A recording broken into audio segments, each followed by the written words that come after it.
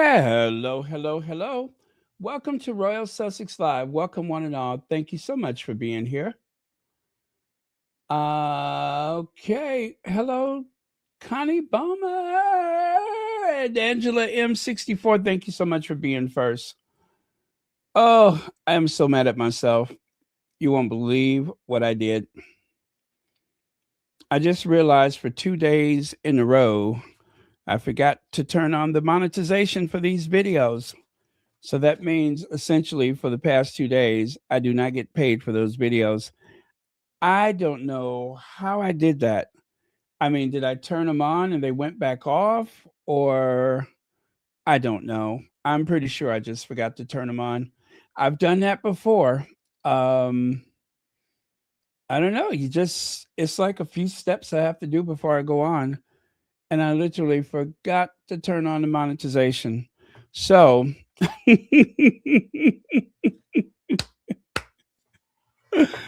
oh man. So those last two videos were kind of like a gift.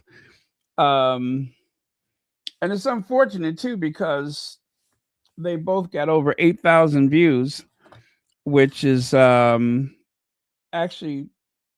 the average for now. Well, actually it's pretty good for now because views amongst all content creators on YouTube seem to be sinking like a stone because of the shorts. So the long form videos are not getting the attention they deserve. I mean, have you noticed like when you open up your phone and what is the first thing that happens? It goes directly to the short form videos. So I cannot afford to make those mistakes again. It's like the equivalent of working for absolutely nothing. And with all the work that goes into these, I'm going to have to make sure that I remind myself to turn on you know, the, um, the monetization. So anyway, it happens. What could I say? Wow. You know what? I'm looking right now. Do you know my videos get like 90? I think they average about 98.5% likes. Yeah, 98.5% likes. That is interesting. I mean, imagine that 951 likes and you get 99.1%. I don't look at the analytics that often, but it really does help you figure out what your performance is. So, anyway, I'm going to have to make sure that I do that in the future. 2 days. How did I do that for 2 days? I don't know.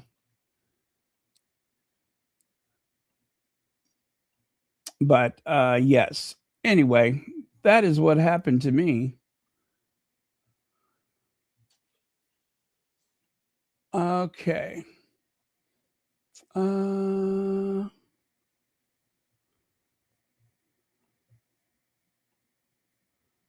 all right. All right. So we're good. Oh, thank you so much. Thank you so much for the contribution to the monetization fund. Greatly, greatly appreciate it. I am still very mad at myself for doing that. I don't know what happened. Um, mm, mm. Well, I tell you, I was rushing the past couple of days. I've been a little busier than normal, so maybe that's what it is. Um, well, I don't know if they could. I don't think the moderators can see it. It's a analytical page that only I can see. So it's really up to me to do it. And I don't know. I guess I was rushing the past couple days and just totally forgot. But that's one of the ways I remember to do it is when I forget to do it, and I'm just like, I better turn it on. I better turn it on. Oh man, all that work though. I'm just shaking my head. I I think that happened a couple months ago where I forgot, and I've been doing pretty good since. But when I went to turn it on today, that's when I realized I didn't turn it on for the past 2 days. But you have to do it with every video. You have to turn it on before you go live. Otherwise, you you know they put their commercials in, and I don't get anything out of it.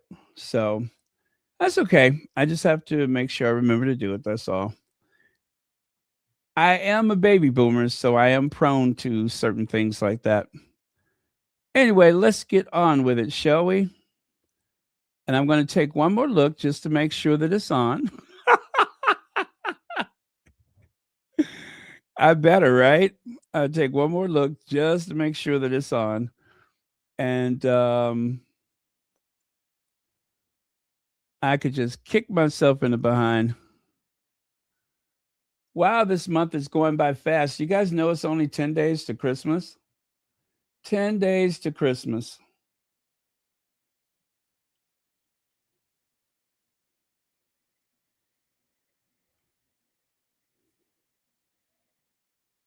Okay. Oh, there we go. Tugboat Tommy. All right, capital.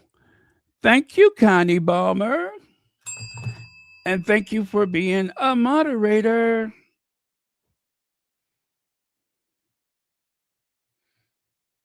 Okay, I'm going to do my last look before I start just to make sure. Now I'm starting to doubt myself. Now I'm starting to doubt myself. Okay. Um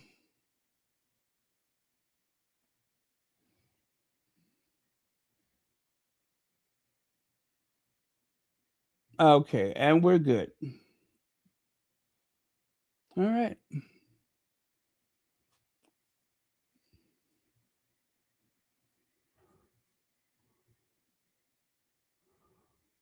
Okay, so look, it's Christmas at Windsor Castle. I believe this photo is from the when they had the state dinner. But I think they call that the Great Hall, or did they call that the Waterloo Chamber? I think it's the Great Hall. Um anyway, it's a beautiful room. And I do believe it was totally destroyed by the fire of 1992, a year that I shan't look back upon with undiluted pleasure, as Queen Elizabeth said. 1992, a year that I shan't look back upon with undiluted pleasure. Oh man, I haven't done my Queen Elizabeth in a long time. 1992. Check that out. Uh, okay, that was Halloween. Halloween can go actually. I don't need that one. But this is the one for Christmas. Cute, right? Cute. All right. So sadly, Rob Reiner, someone who I have watched my whole life, back in 1970, the world got to know Rob Reiner because of a television show called All in the Family. It was actually based on a show from the United Kingdom. And whilst visiting the UK, Carol O'Connor, wearing the white shirt there, he saw the show. And oh my goodness, I cannot remember the name of the British show that was the inspiration for All in the Family. But anyway, Rob Reiner plays uh, Archie Bunker and Edith Bunker's new son-in-law, Sally Struthers. She's the one with the blonde hair. She's the one who plays Gloria. Gloria, who married um, to oh gosh, Mike Stivic, um, Mike Stivic from Chicago. As you know, Chicago has a very large Polish community, and Rob Reiner played the Polish grandson, son-in-law. And of course, the show was so groundbreaking. The very ultra liberal um, Gloria and Michael Stivic as a foil to the very conservative and very nationalistic Archie Bunker. And Edith, of course, the wife, who was very naive about life. Anyway, it was a great show. That's the grandson that was born during the show. And I just, you know, I cannot help but think that Archie Bunker, Mike Stivic, or should I say, yeah, Mike Stivic, Gloria, Edith, those four people really educated me and a lot of people about issues, about current events that are still current today. It was a really great show. Um, One thing about All in the Family is that they could make you laugh and they could make you cry. But either way, was it Steptoe and Son? I thought Steptoe and Son was the inspiration for Sanford and Son, right? I thought that was the inspiration for Sanford and Son. But let me take a look. What was the inspiration for All in the Family? Till Death Do Us Part. That was the name of the British show. All in the Family was inspired by a British sitcom called Till Death Do Us Part, featuring a bigoted working class patriarch, Archie Bunker, modeled after the lead, Alf Garnett, but adapted for American cultural turmoil, with creator Norman Lear drawing on his own family's prejudices to tackle racism, sexism, and politics head on. So, if you have not seen that show, it is, as far as I'm concerned, and we can argue about this if you like, but I am firm in that All in the Family is the best sitcom ever, ever. Um, it helped to inform a whole generation after the post civil rights movement, should I say. It really helped to educate a whole generation. They talked about everything from the Vietnam War. There was a recurring character that was transgender, very groundbreaking. And it also was a spinoff of more television shows, more sitcoms than anything else, I believe, on television. So, um, wow, Rob Reiner, uh, the circumstances of his death and that of his wife, it looked like it was probably a homicide, and possibly a home invasion. So, uh, so far, the police are not giving a lot of details, but their deaths have been confirmed by TMZ, of course. As for his wife, I don't know anything about her. Um, so I cannot speak with authority about who she was and how she was, but I'm sure if she was married to him, she was absolutely brilliant. Um, yeah, I'm just very sad about that. Very, very sad. Oh man, Rob Reiner. He became a director and producer after his years on All in the Family.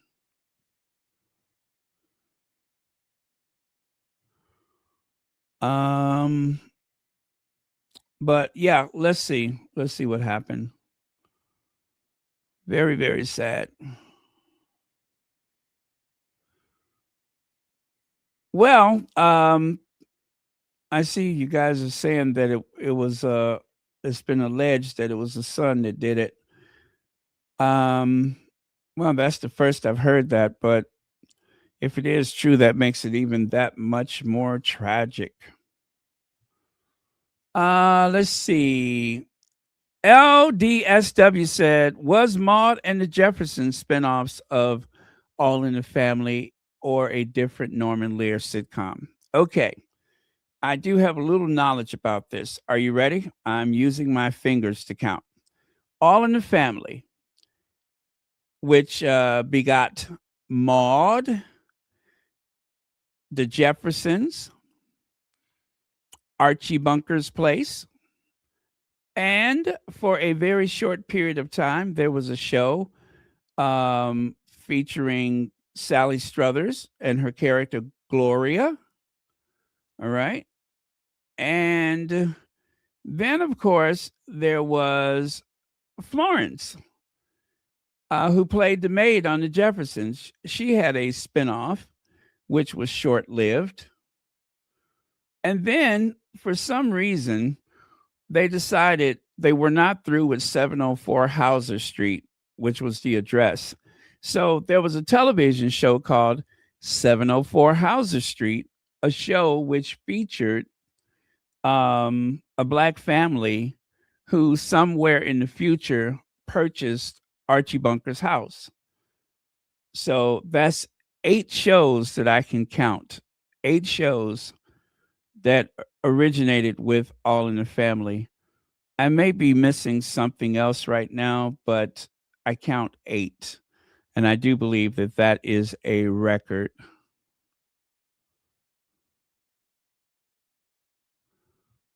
Oh, yes. Happy Days had spinoffs, and so did Mary Tyler Moore. So, Happy Days, you had Mork and Mindy, Everyone Loves Chachi, and oh gosh, I'm trying to think what else. Those are Laverne and Shirley. So those are the 4 that I can think of from Happy Days. And then, of course, Mary Tyler Moore. So, okay, Mary Tyler Moore, Rhoda, Phyllis, Lou Grant, right? Lou Grant. So that's 4 shows.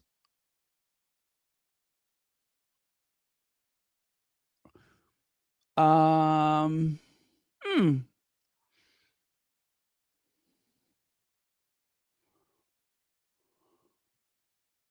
Yeah, yeah, I figured that out. I kind of knew that, but I could not remember the All in the Family. I mean, Till Death Do Us Part. That's kind of a long title to remember, but I knew it was not Steptoe and Son. By the way, thank you, Lex, for the super chat.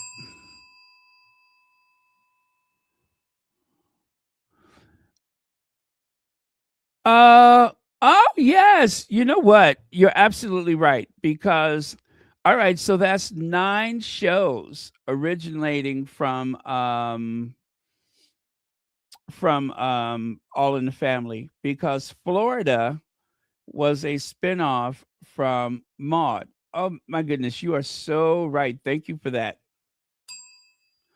Um, Florida Evans originally was Maud's maid, and James Evans on Maud, he was originally called Henry Evans, but instead of being in Tuckahoe, New York, or wherever, they moved Florida and her family to the housing projects in Chicago, never making any mention of Maud Finley.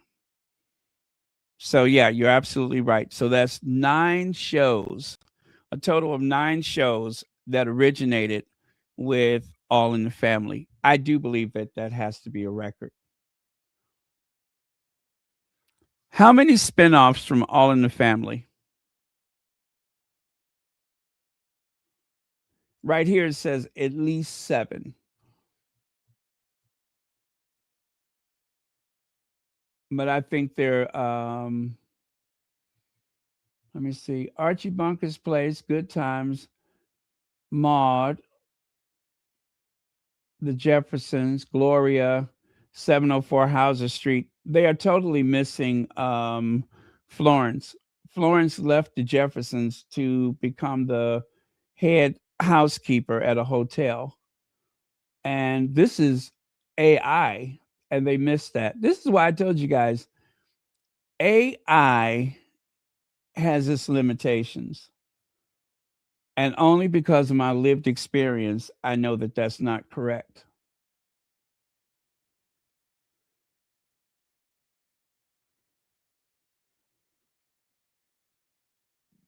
Yep, I know that that's not correct from my lived experience. So, they're counting 7 spinoffs from All in the Family, and I still think that they're missing one here. This is from IMD. What is it? IMDb or whatever.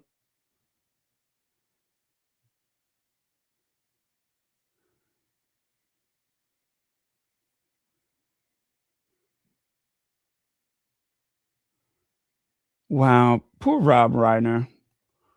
God, I hate to hear that. Oh, that just makes me sick.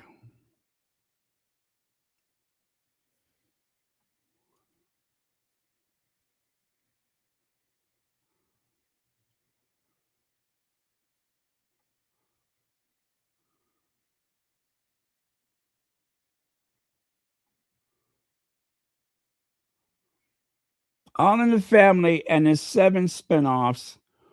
I don't think they're counting 704 Hauser Street though. Maybe this is an old article. But I'm going to call 704 Hauser Street a spinoff because the house was one of the characters of the show. I'm sorry, but that house was a character.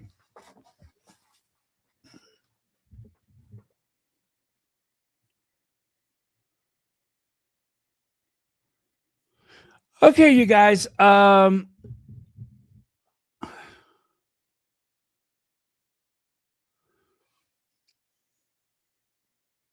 right. Yes, you're right. The wife as well. I don't know much about the wife, and no disrespect to her, but I don't really know her. I'm very sad that something like that has happened. Either way, I mean anybody's life, as far as I'm concerned, everyone's life is equally important. Um, but my goodness, Rob Reiner, I know. I mean, God, Michael Stivic, the meathead. This is a guy that I've watched for my whole life. I would go back and watch the All in the Family for years. I watched the reruns of the show.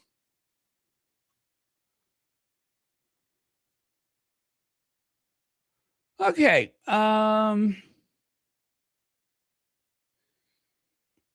Yeah, I saw a guy that did like a walk on or a walk through the neighborhood, and he went past what was supposedly Archie Bunker's house.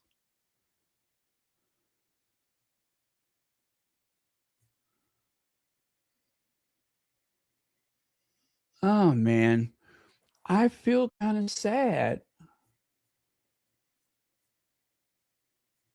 I mean, this guy was a champion of liberal politics, which of course is the only way to describe me, just liberal through and through.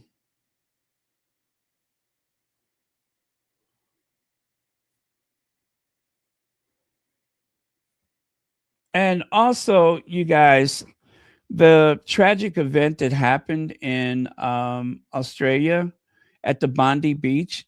Do you guys remember when Harry and Meghan they went to Bondi Beach? For some people, Bondi Beach represents kind of a spiritual place, I think. But whatever the case may be, that is also very tragic. Um,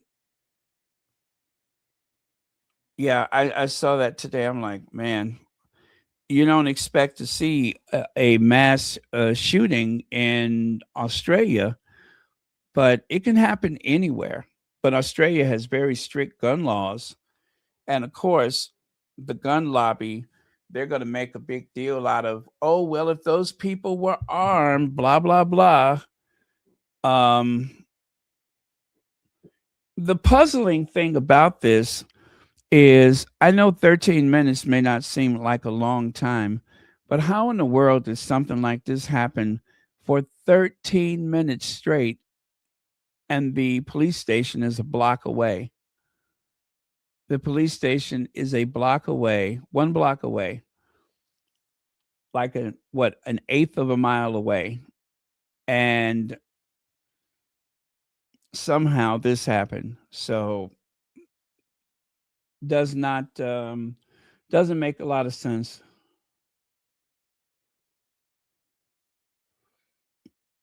Oh, really? I thought Australia had like some type of incident years ago, and so they put restrictions on firearms.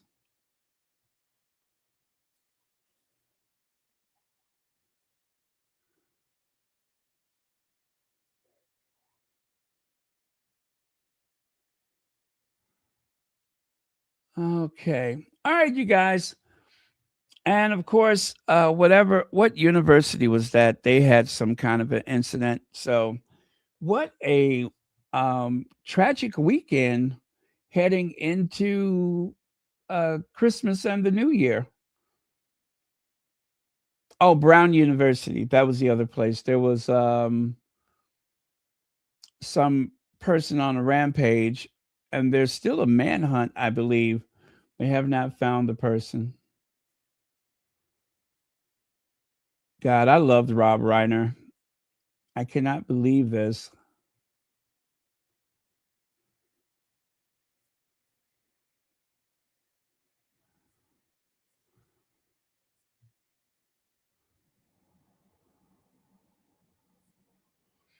You mean to tell me LeBron James is still playing basketball? I thought he retired.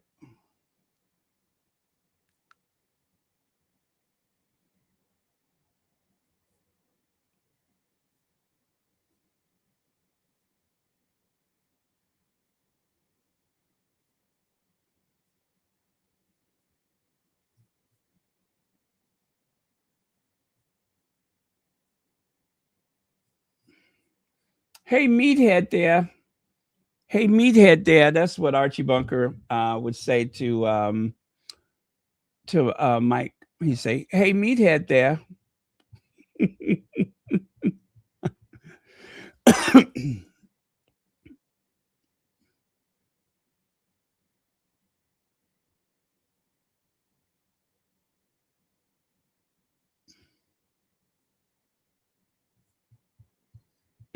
Okay.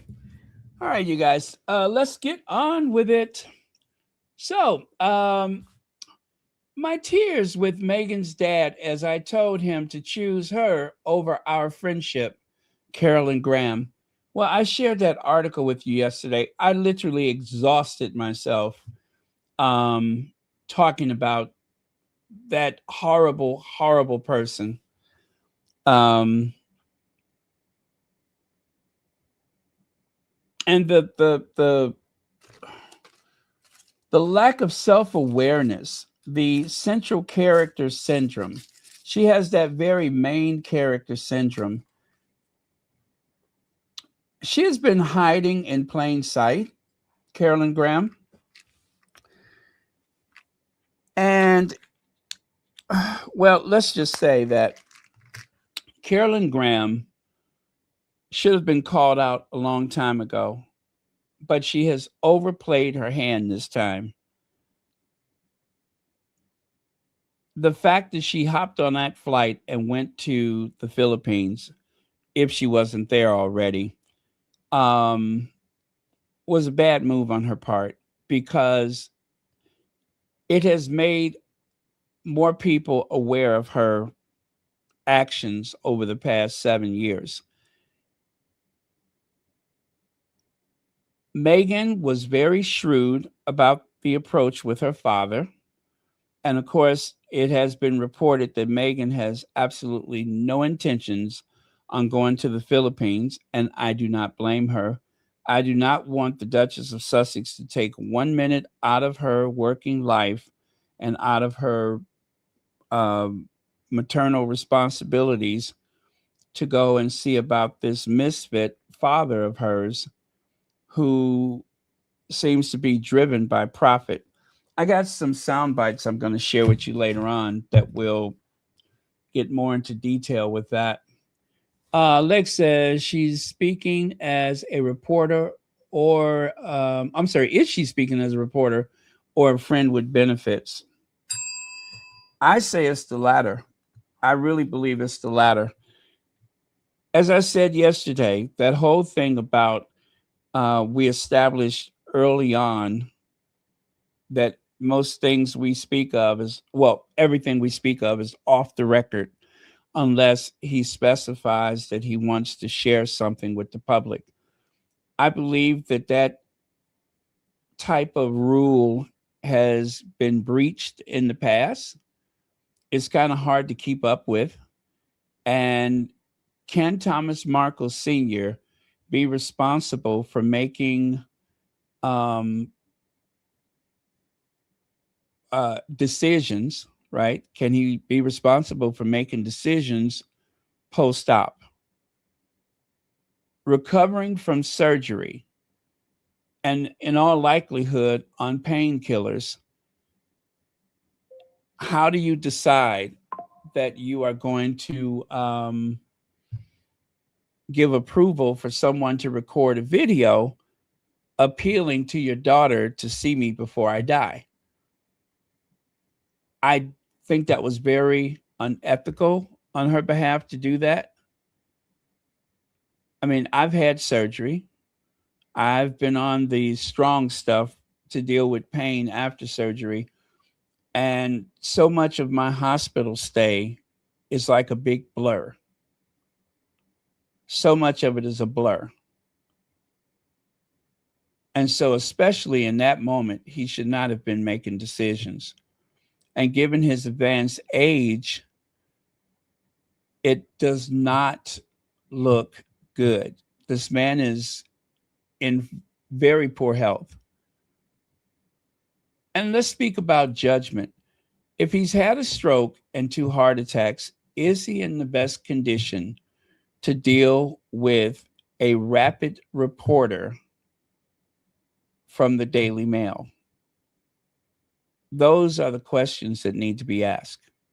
And finally, more people know who Carolyn Graham is. And I am very, very glad for that. If she was a true friend wouldn't record everything that they do. She reports everything that they do, which means that she is speaking as a non objective reporter with all that they do. Yeah, exactly. That is exactly what is happening. Is that she is never not a reporter. She's always a reporter. The fact that she's not quoting everything he says, that is meaningless if you are making a record, a running narrative about your friendship with him. I mean, even something as innocuous as, oh, he gave me movies to watch. Could have kept that to yourself because that's your friend, right? Could have kept that to yourself. Every action that she has taken since Meghan's letter was published is the reason why there will likely be absolutely no connection. And least of all, a FaceTime, or should I say, a face to face visit between father and daughter, because she is a presence that just will not go away. Carolyn Graham's meddling serves as topic A for what the Daily Mail is accused for intrusive action for so-called news gathering, something that could become a focus of the trial against the Daily Mail. You know, I hope it does. I was saying to myself, would they be that careless? A big news organization like that, would they make themselves vulnerable during a court trial? It seemed as though the legal department would have made it very clear to Carolyn Graham that this relationship that you have should end until the trial is over. But instead of dialing it back or ending it, it seems like she has turned the power up as high as it'll go. It doesn't seem very smart, but then, like I said, seems as though they have overplayed their hand. Oh,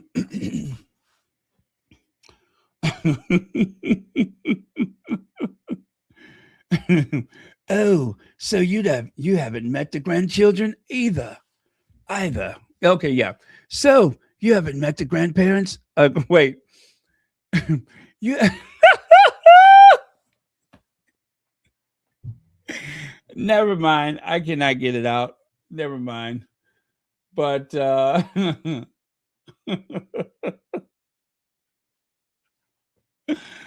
oh man.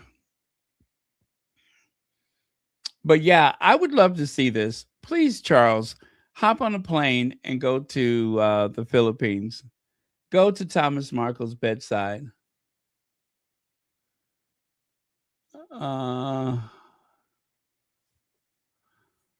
Uh, that's so true, Legs. It's better than people talking about their spending.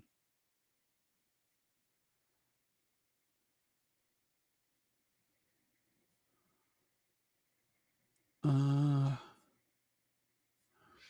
well, let me see. Is he a womanizer or is he a garbage collector? Because if you ask me, Thomas Markle picked up some trash about 7 years ago.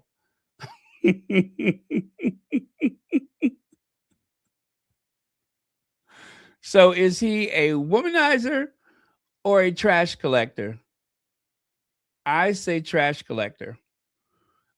He has the ability to find the trash and hang on to it. Anybody of real quality, they ditched him a long time ago.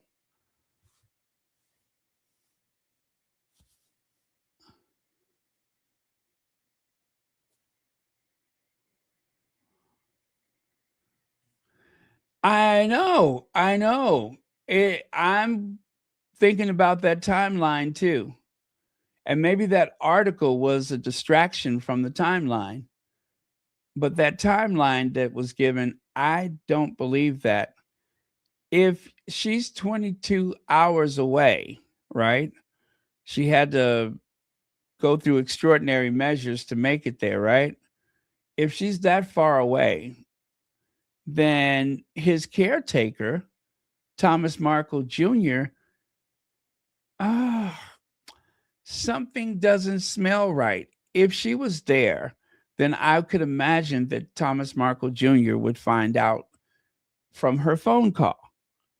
But if she wasn't there, it seems like Thomas Markle Sr. would have called him first. Why would you call someone an ocean and a continent away?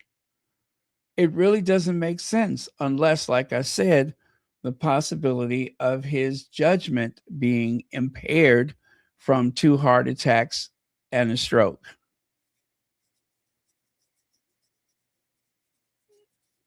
So something is not right.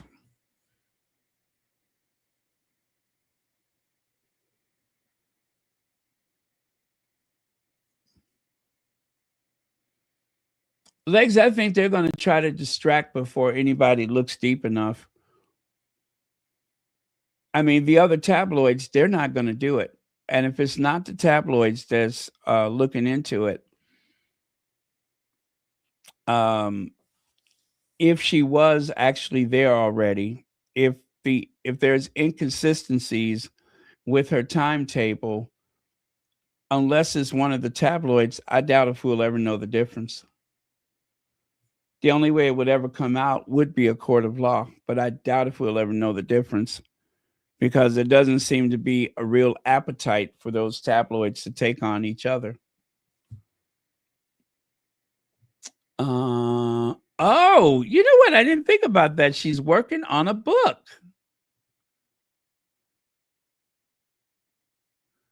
Yeah. That would be a heck of a book. I could see that there would be a book coming out of this. And with her spending as much time as she has with Thomas Markle, um, she'd be able to make a very good case that she knows more about Meghan than anyone else. I believe she would be able to make quite a case for that. She will no doubtedly um, say that she's had long conversations with Thomas Markle Sr. But yeah, I would imagine there is a book that's going to come out of this. There's a lot of friends that have written books, like Princess Diana's evil butler, who wrote a book.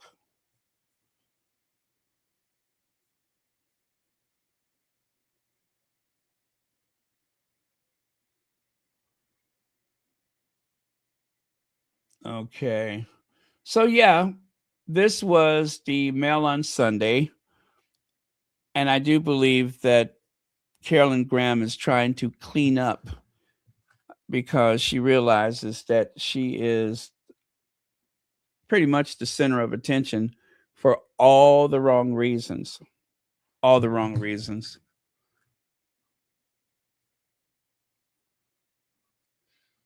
Oh, and reminder, do not leave garbage here. Do not leave garbage here. Yet it seems as though someone has discarded. It seems as though someone has discarded their trash and left it sitting on the bench.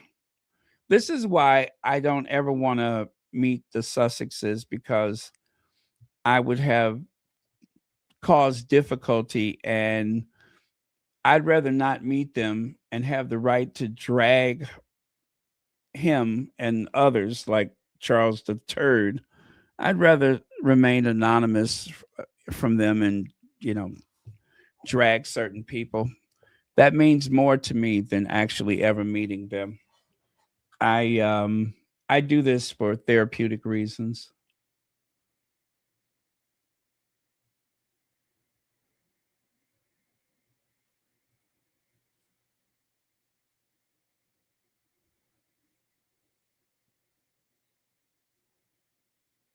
Ah, okay. Interesting. Well, Carolyn Graham is very crafty. She's been in the business for a long time.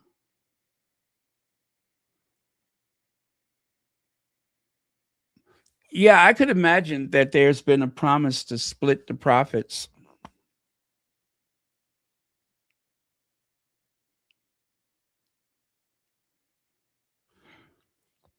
There's probably been some promise to split those profits.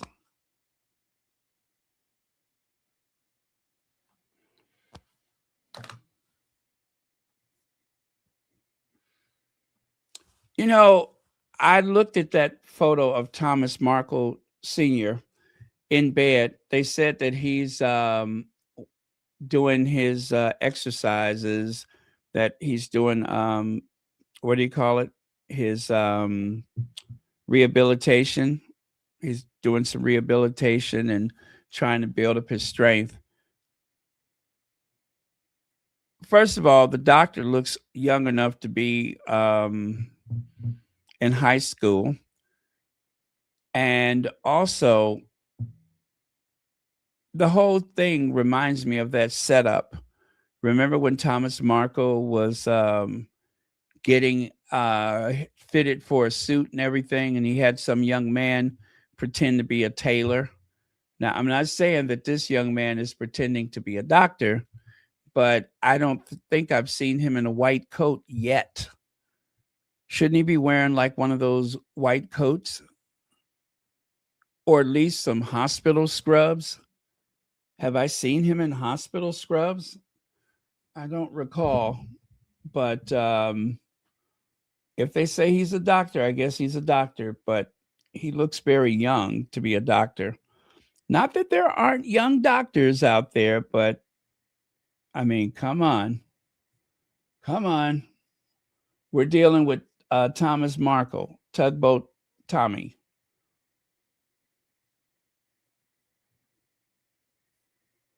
Okay, so I'm looking back at that photo of him with the doctor with the thumbs up. Okay, so this guy, I mean, if he's doing physical therapy, he wouldn't need to be a doctor. So, okay, he's probably not the doctor anyway.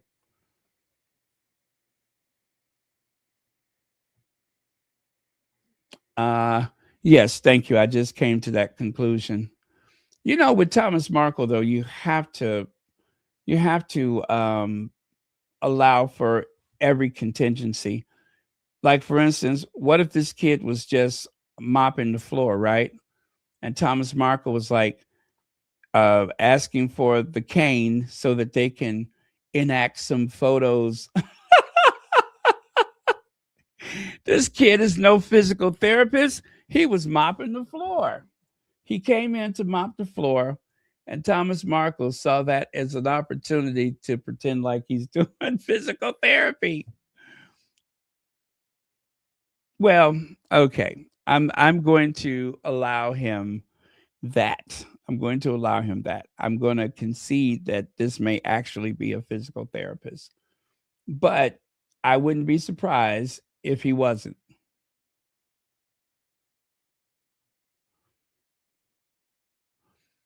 Now, I have not played a soundbite from what's her name in a while. I apologize, but I'm getting older and I'm forgetting names a lot. Meredith Constance. Constance Meredith Constance. Anyway, here goes.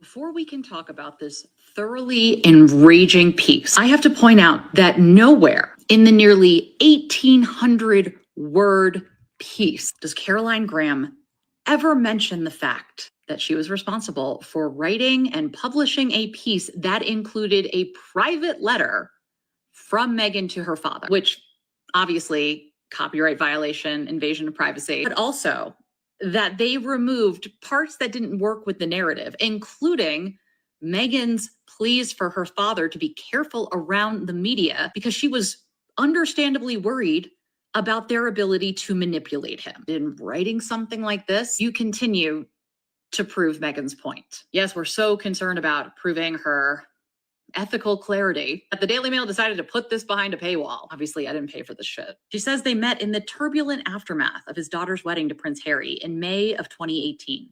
It was in my professional capacity as the US editor for this paper, interviewing him about the rift that began when he posed for paparazzi pictures. She goes on to say that that estrangement between him and his daughter sadly continues to this day. Are you gonna, I don't know, maybe include the role that you play in that estrangement, a bit to capitalize more off the story? I mean, set the record straight.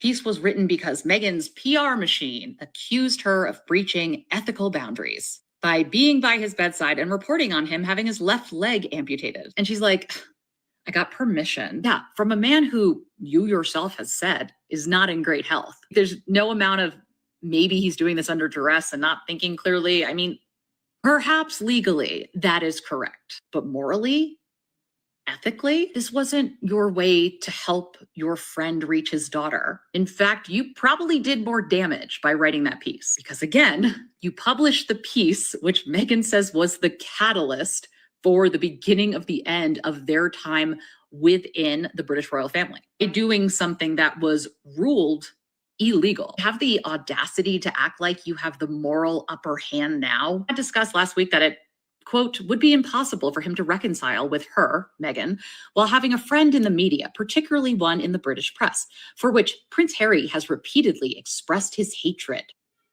Where might some of that disdain have come from? One of my favorite parts, though, is she writes about how there was security outside his doors and stuff so that paparazzi and, journalists and stuff couldn't get into the room.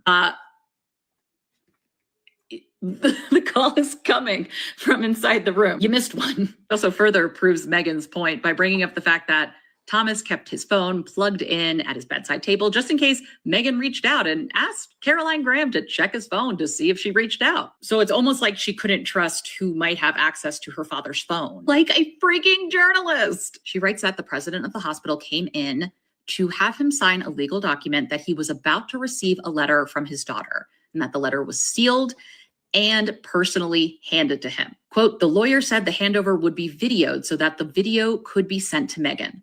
The whole thing felt surreal. This is coming from the woman who wrote the piece that got the Mail on Sunday sued for publishing a private letter from Meghan to her father. What? I don't care if they're friends, but at this point, she has made herself part of the story and should no longer be reporting on it. Last thing I want to end on. She repeatedly says that she was given permission for everything that she's reported on. I am willing to bet that one of the reasons this woman is sticking around is so one day she can write the exclusive book on Thomas Markle. Before we can talk about this. Okay, so that was actually the first time I listened to that. I watched this video on Twitter, but it was not as long as what I just played for you. So I've never heard that ending part. So thank you, Meredith Constance, who is on TikTok, and you can find her by looking up Meredith Constance. So there you have it. She is convinced that she's sticking around just to write a book. And that pretty much tracks as true, because she's written books before. She is the American editor for the Daily Fail or the Mail on Sunday or whatever. So I don't know when she's ever not working as a journalist. And given that, friendship or no friendship, you can call it whatever you want, but there is clearly a conflict of interest. I'm not even going to say that there is an alleged conflict of interest. There is a conflict of interest. You are one of the people that started the problem in the first place. So the fact that you've stuck in there all these years, I'm sure that is supposed to be impressive. Your dedication to someone who appears to be old enough to be your father. I'm not buying it. And there's a lot of people that see this as a conflict of interest, which is why she wrote this pathetic article declaring her friendship for Thomas Markle Sr. And the last part of the article, when she mentioned that as an impartial journalist, as an impartial journalist, as if, not buying it. This does not look good.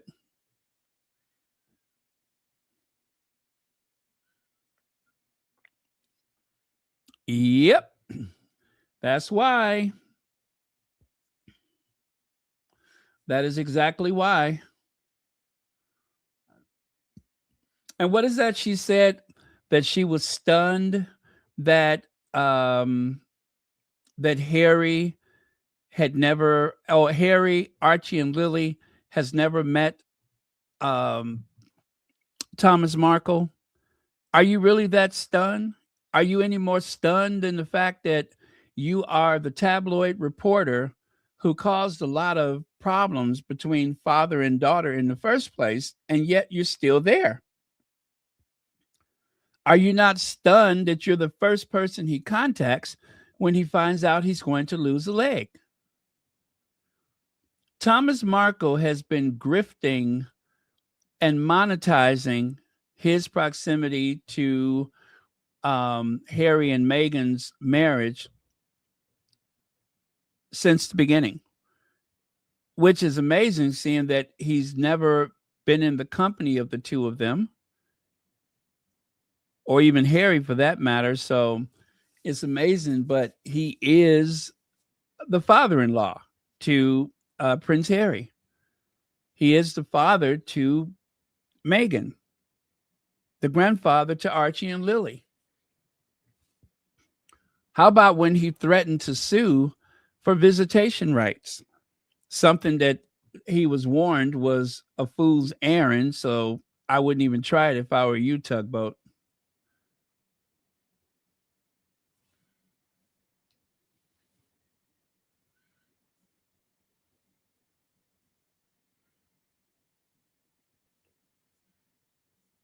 Oh, wow, you guys are on fire with these comments.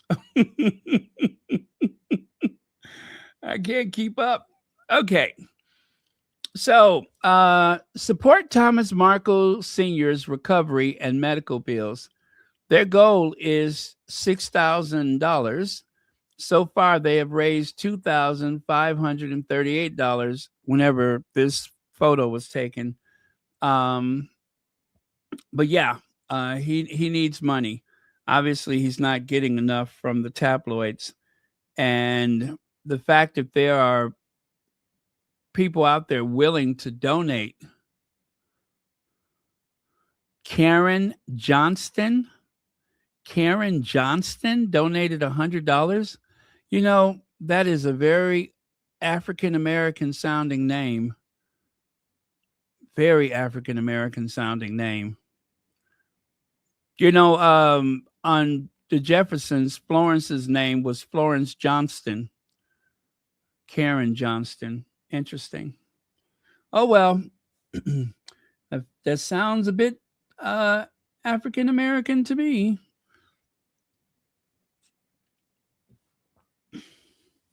Well, you can't tell people what to do with their money.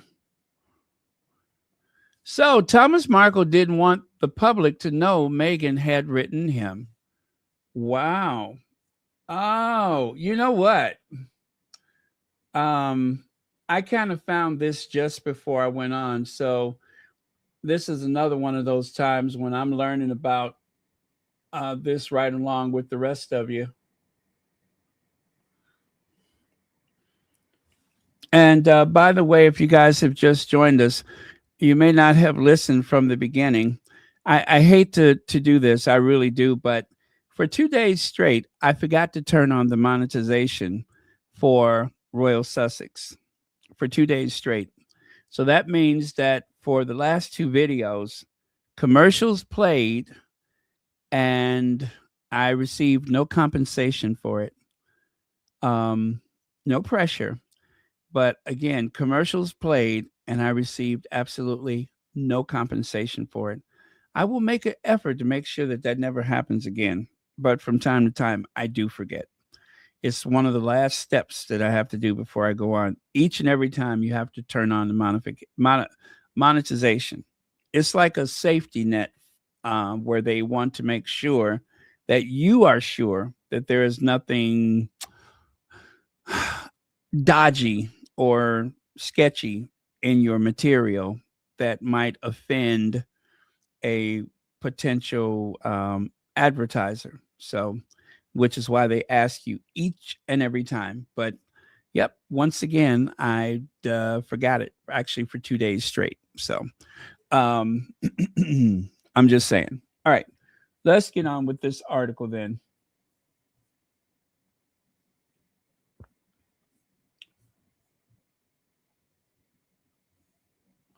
So it says here, focus on whether Meghan Sussex deleted her father's phone number has obscured the real story.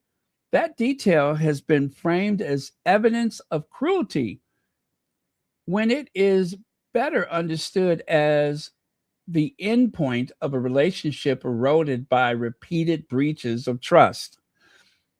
Its return to the headlines follow Thomas Markle's hospitalization and the publication of a deeply personalized account by Daily Mail journalist, God help us, Carolyn Graham. Ooh, that name, I hate that name. Who positioned herself inside the family rupture as both witness and participant. What has gone largely unexamined is how this estrangement has been sustained through media involvement. Meghan's withdrawal did not occur in isolation. It followed years in which private correspondence, personal access, and moments of vulnerability were repeatedly routed through the press. In this context, communication was no longer private, it became material. The story unfolding that is not about a missed call or a deleted number. It is about how proximity replaced boundaries and how a family breakdown was shaped, preserved, and monetized in the public view. Now, how a family estrangement became a tabloid currency. Thomas Markle's relationship with the British press did not begin as an act of desperation. It developed into a sustained exchange from stage photographs before the 2018 wedding to interviews about private letters, medical records, and family grievances. He continued again and again, or should I say, he returned again and again to the Daily Mail on Sunday, the Mail on Sunday. Each disclosure deepened the breach with his daughter and generated fresh headlines. The pattern is important. Meghan Sussex did not cut ties after a single dispute, a point underscored by her enduring close relationship with her mother, Doria Ragland. Meghan Sussex cut contact with her father in 2018 after repeated breaches of trust and sustained media collaboration. The rupture deepened the following year when tugboat Thomas Markle consented to the Daily Mail publication by Carolyn Graham that printed a deeply personal letter without Meghan's permission. That decision led to a successful court ruling for invasion of privacy. The judge set a clear boundary, yet subsequent coverage has continued to frame the estrangement as cruelty while minimizing the conduct that entrenched it.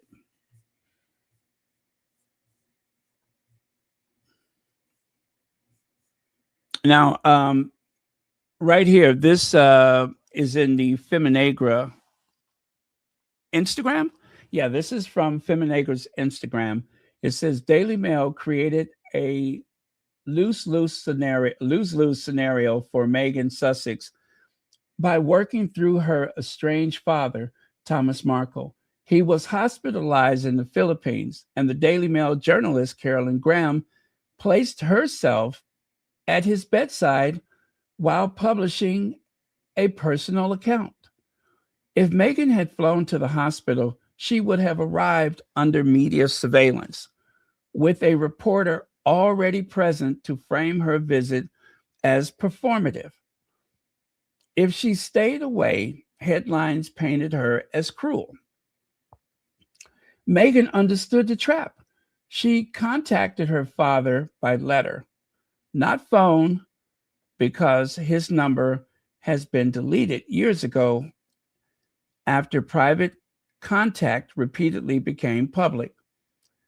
She involved lawyers and used the U.S. consulate to check on his welfare and document delivery. With Prince Harry already pursuing legal action against the Daily Mail, this approach limited exploitation and preserved evidence. Even Australian radio acknowledged the reality. Any in person visit would have meant a reporter by the bed. Meghan chose distance over spectacle and removed the press from the equation entirely. Now, that's coming from the Australian media, which is the home of what? Rupert Murdoch. So, when journalists become part of the story, Carolyn Graham was the reporter referred when the Sussexes told Reuters that the Daily Mail journalists had breached ethical boundaries, and by commentators within the media. She has since published a Daily Mail article defending her conduct on the basis of personal friendship, which, by the way, no one from Camp Sussex mentioned Carolyn Graham by name. They just mentioned that there was a reporter with her father, but they did not give her any consideration by mentioning her by name. As a journalist, this is Carolyn Graham's word. As a journalist, I've interviewed hundreds of people over the course of my career. I can count on the fingers of one hand those I've stayed friends with. Tom is one of them. When he sent me a text from his hospital bed telling me he was about to have his leg amputated, I was shocked to find that he had contacted me before telling his son. There was no doubt in my mind that I had to go. Meghan and his pain over their estrangement would invariably come up because it was a rift that haunted him every day. But as our friendship grew to the point where we spoke most days on the phone, I didn't mention her name. From the start, we had an agreement that everything we disclosed was off the record unless he specifically said otherwise. Tom asked me not to tell anyone he had received the letter. I swore secrecy and told no one. Carolyn Graham. So, Tom didn't want people to know, but apparently the Sussexes wanted people to know. And think about it. If they did not say anything and Thomas Markle Sr. allowed people to believe that he had not heard from Meghan, they would have attempted to make a bad situation that much worse. So I'm glad the Sussexes did speak out. Their representatives did let people know that the letter had been sent and personally handed to Thomas Markle Sr. by someone from the American consulate, that they signed off on the letter. Graham's most revealing admission undermines her own defense. She confirms that after Meghan wrote to her father, Thomas Markle asked that the letter be kept secret, and she agreed. That choice mattered. It allowed the public to claim that Meghan had abandoned him to continue even after contact had been made. For years, Thomas Markle spoke openly to the press about being ignored. When that narrative became untrue, he chose silence. The secrecy serves his interests. It preserves sympathy, headlines, and leverage, while Meghan Sussex continued to be portrayed as a neglectful, absentee daughter. Graham's compliance places her inside the story she claims to report. By publishing ongoing coverage of Thomas Markle's condition, she helped sustain a misleading account. Consent does not resolve this. A journalist still bears responsibility for how information or the withholding of it shapes public understanding. In this case, secrecy protected one narrative and harmed another. That dynamic explains why reconciliation can never occur privately and why boundaries became necessary.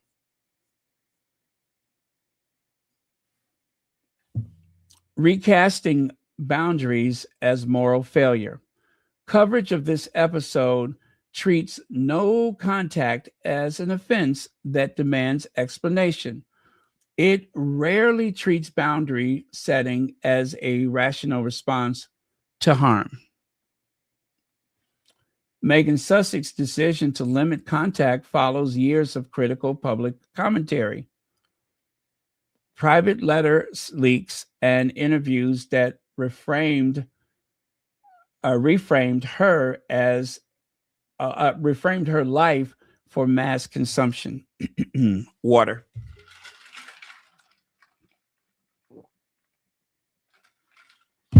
Okay.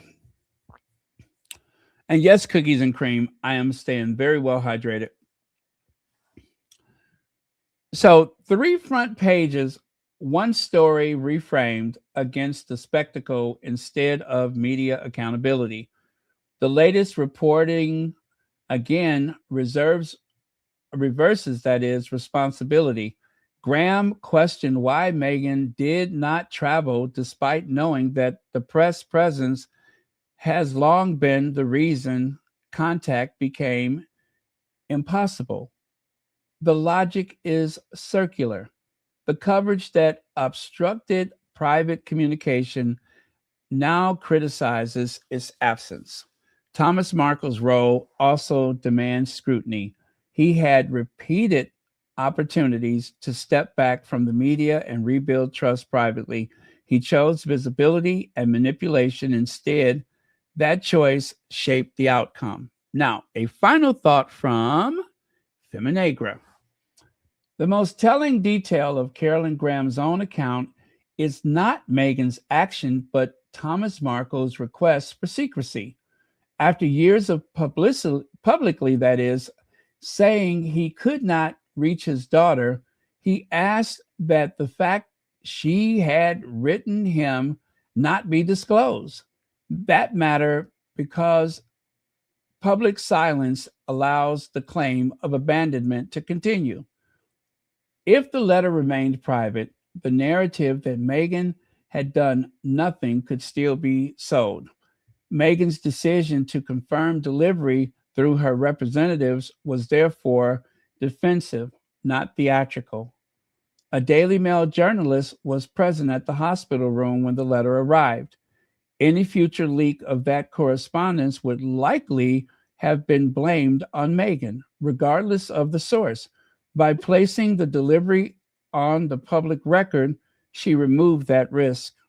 The involvement of the United States consulate and formal consent procedures served a practical purpose. They created a verifiable chain of custody and proof that the letter reached its recipient. Once that record existed, the story lost its commercial value. There was no longer uncertainty to exploit, no mystery to prolong, and no ambiguities to monetize. This was not a refusal to make contact. It was a refusal to allow private communications to be turned into a media asset. Well, thank you, Feminegra. Very well put, as usual. Now, let's see. Well, since it isn't being monetized, drag him. And her, for that matter. Look at these photos. He's acting. They are closer than close. Hope the candle smells great. Yes, the candle smells amazing. Did you send the candle? I didn't know where it came from because there was nothing with it. But well, thank you for that. I was just like, I don't have a name to go with it, but thank you so much for that. Yes, the candle is amazing, and it has a a wooden wick. And this is the first time I've ever had a wooden wick. That sounds kind of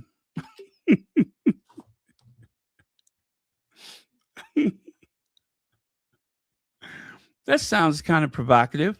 I've never had a wooden wick, but this is my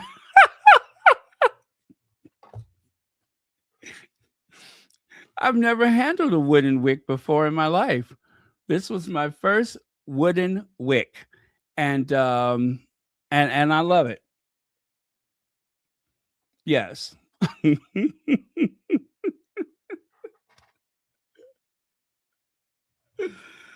Oh man, I got to get out more often. But thank you so much for the super chat and for the candle. Oh man. Okay.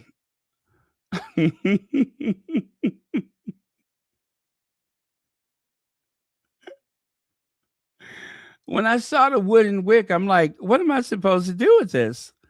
But eventually I figured it out.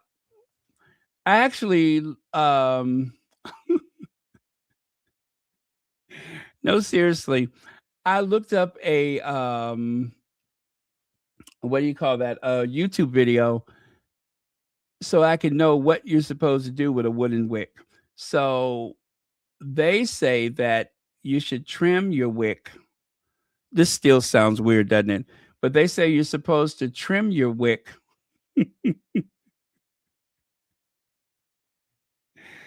as you go along so that it burns properly, right? So, no doubt about it, I am going to definitely trim my wick.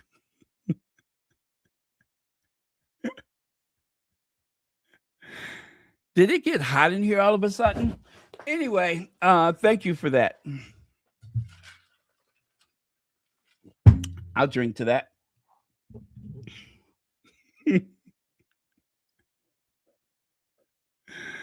I hope there's no kids watching right now.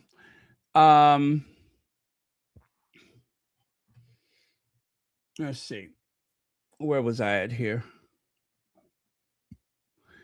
Okay. Oh, this is the other soundbite I have for you.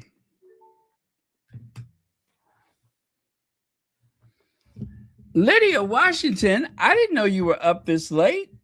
And Church Nelly, I didn't know you were up this late. We were just talking about my wooden wick, the first time I've ever had a wooden wick.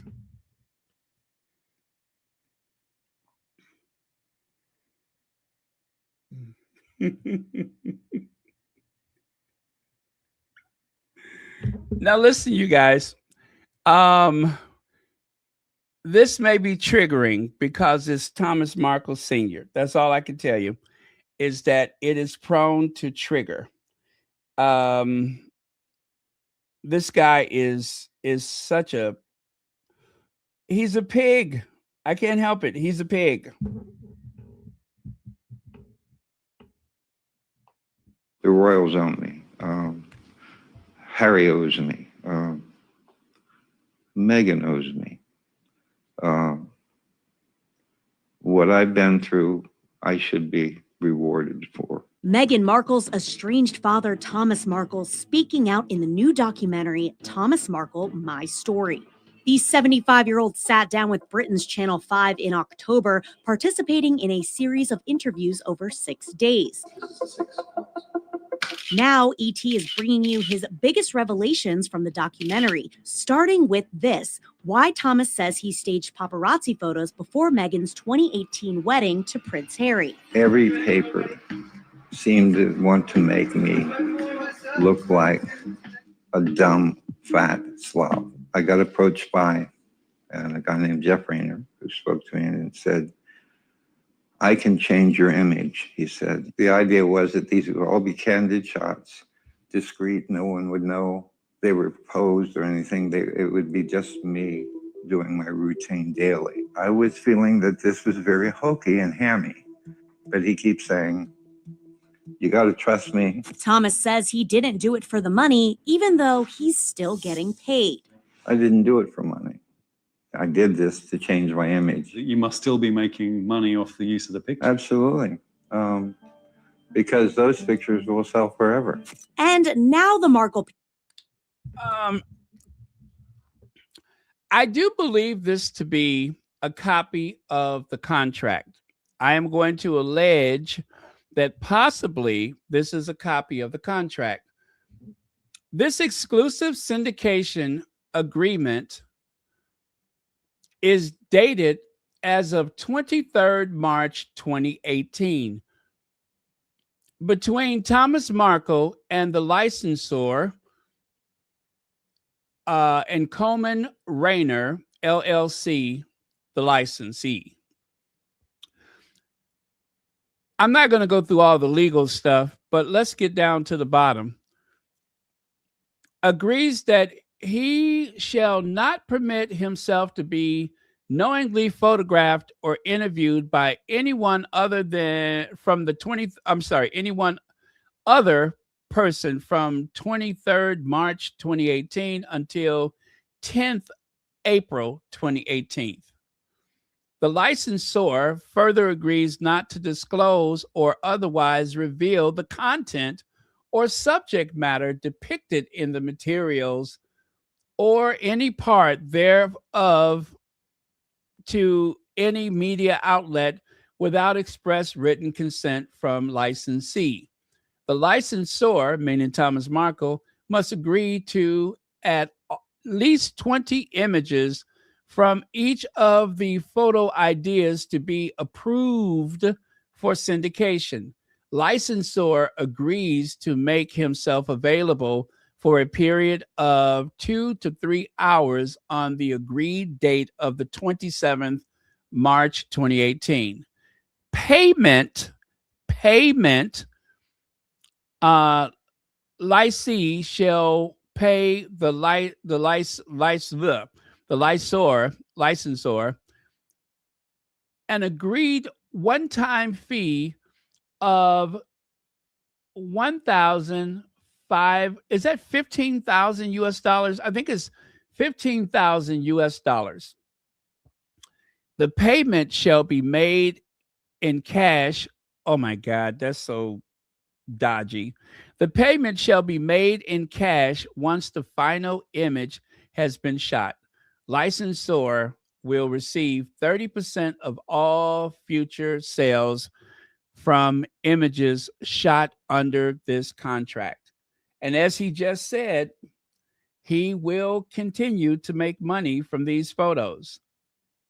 You just heard that from his mouth, that he will continue to make money from the photos. This was prior to the wedding. I want you guys to understand this. The wedding was 5/18. This was agreed upon on March 23rd of 2018. He was not to speak about it to anyone until the 10th of April. So while Harry and Meghan was planning their wedding, this was happening.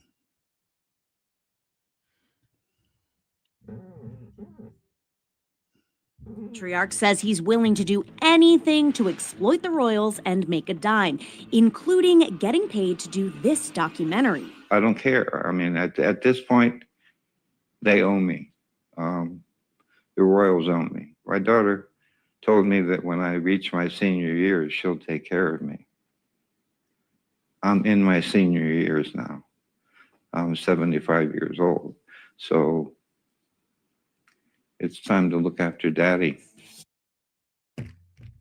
Like I said, cringeworthy. Cringeworthy. That is directly from Thomas Markle's mouth.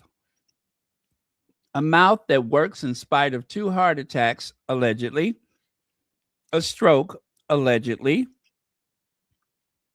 relocating to the Philippines. Yeah. But in spite of everything that has happened, including an estrangement from the golden goose, his mouth has not stopped working yet. That mouth is flapping nonstop.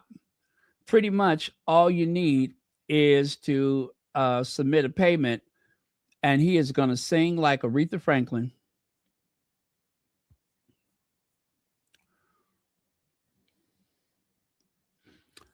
Let me see. Did I miss something? Oh, there we go. Jelaine Monestein, thank you so much for the super sticker, and thank you for joining us here on Royal Sussex. I feel like I can feel vomit pooling in the back of my throat when he says it's time to take care of daddy. Ugh, ugh, ugh. Makes you want to upchuck. He's a pig. Now, on to some good news. Not a suggestion. It's a fact. Next week, sadly, is my last on GMB. Good Morning Britain. But viewers can tune in to see me presenting on GB News from 9:30 a.m. Monday through Thursday. So yes, the what was that they called him? Anyway, we won't be seeing as much of him. Andrew Pierce. We won't be seeing much of him. Someone once said that let's see, let me get this right. Andrew Pierce, a man who looks like a slowly decaying ventriloquist dummy from the 1940s, is under investigation for groping two people at the Daily Mail. Good. Karma comes calling for this hateful ogre. So, to be fair to him, we don't know what the outcome of those accusations are. At least I don't know. But it may have just been a terrible misunderstanding. I mean, after all, they have compared this man to a ventriloquist dummy. And he does look like a slowly decaying ventriloquist dummy from the 1940s. I mean, take a look. Look at there. Do you need any more evidence than that? He looks like a ventriloquist dummy, that is. He really does. He looks like his head has been carved out of a block of wood. I don't see anything inconsistent with that. Even when he was younger, he looked like a ventriloquist dummy. Even when he was younger, you could see it. It's in his DNA. He's always looked like a ventriloquist dummy. He does not seem like a real person. So whoever wrote that, they were spot on. They were spot on. It's almost scary, isn't it? Like one of those old horror movies where the ventriloquist dummy comes to life.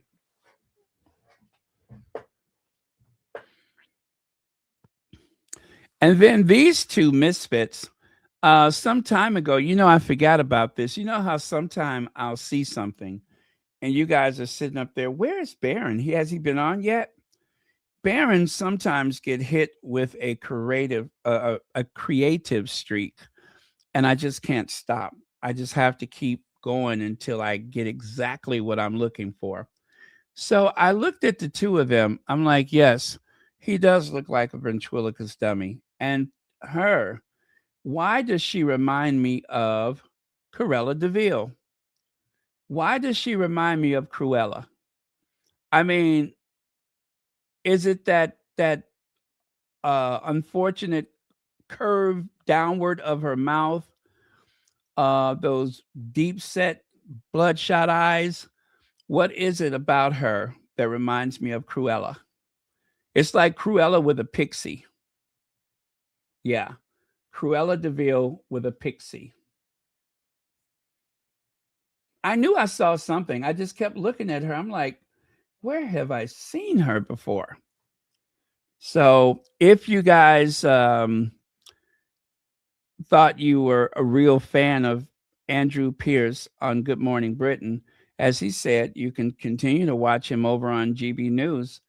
And if you are lucky, perhaps his sidekick will be Cruella DeVille. Yes. Now, why reconciliation between Kate Middleton and Meghan Sussex remains unlikely? Well, that's easy. Hell has not frozen over yet. And until hell freezes over, it will remain unlikely.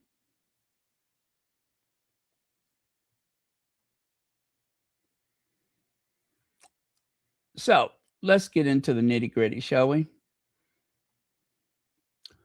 According to Feminagra, oh Lord, let me see here.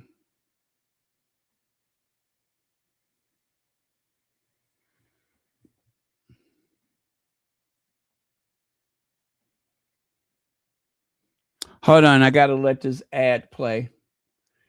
It's good to let these ads play because that's how Feminagra gets paid for their hard work. And as someone who forgot to turn on monetization for 2 days, trust me, I know how important that is. Anyway, stories about reconciliation between Kate Middleton and Meghan Sussex return with predictable timing. They usually arrive through tabloid, quote, unnamed insiders and frame the Princess of Wales as a quiet peacemaker. For readers unfamiliar with the history, this framing suggests that a long feud driven by personality clashes rather than power. The record tells a different story. When examined closely, the idea that Kate now seeks reconciliation collapses under the weight of past decisions that remain unanswered and unaddressed and even uncorrected. The lie that shaped public opinion. The rupture between the two women did not begin with vague tension or cultural differences. It crystallized around a specific claim that Meghan made Kate cry. During the bridesmaid dress fitting before the 2018 wedding, British tabloids published the story. After the ceremony, palace officials allowed it to circulate without correction.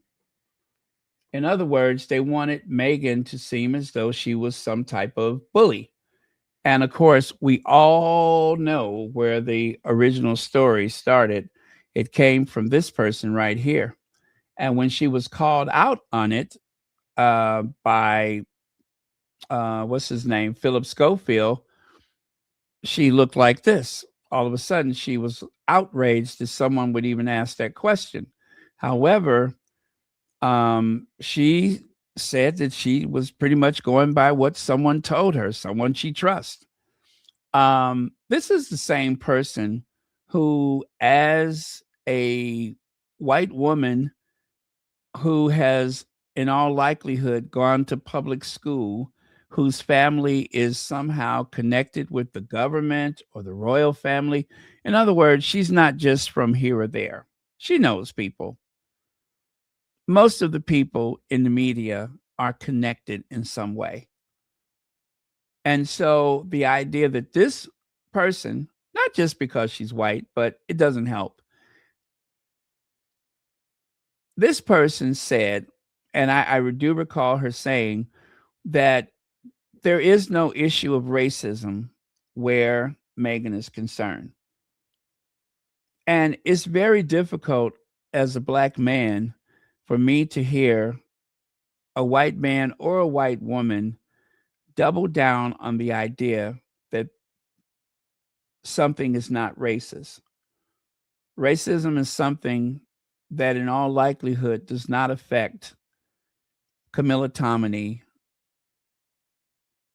on a daily basis. I'd be surprised if it affects her once a year, once every 5 years. I'd be surprised if in her world that her race is an issue. Now, her sex, yes, her sexual identity, a woman, that could be an issue in certain places. But as far as I'm concerned, she's a gatekeeper for the alt-right, for the Brexiteers.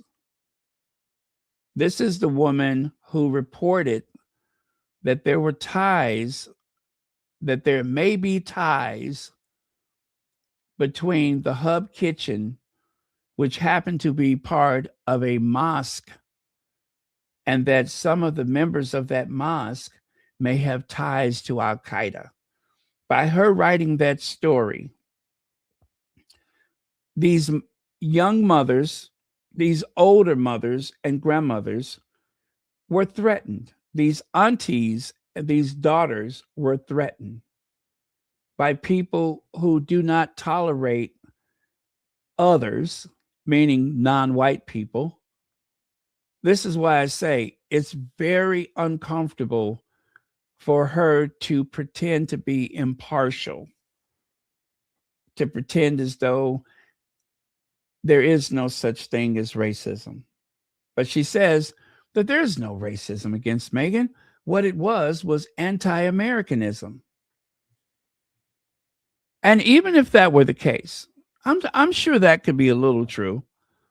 But even if that is the case, the preoccupation with the baby's skin color, clearly somebody's thinking about race, and not just a person, but several people within that institution, whether it's family or the courtiers. I'm sure that that was a constant talking point amongst all of the people involved. So, among other things, she is a liar. She is very much a liar. She lied about that. She lied about that whole thing about the Earl of Dumbarton. And she's very biased against people of color. Her article could have gotten someone at that Hub Kitchen severely injured, if not unalived. And I promise you, she did not miss a night's sleep. And she's just one of several people. I mean, she belongs to that Heritage Foundation. She's on the Heritage Foundation.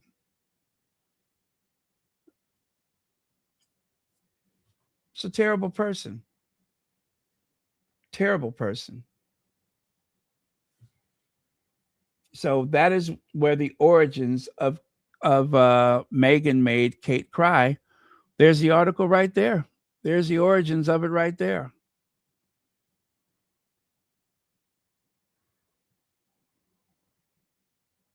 Kate was left in tears. And if you don't understand why that is so jarring to a woman of color, to a black person, I will take time to explain it to you. There has been numerous lynchings in the United States because of this idea that a white woman is vulnerable to black people, black men in particular.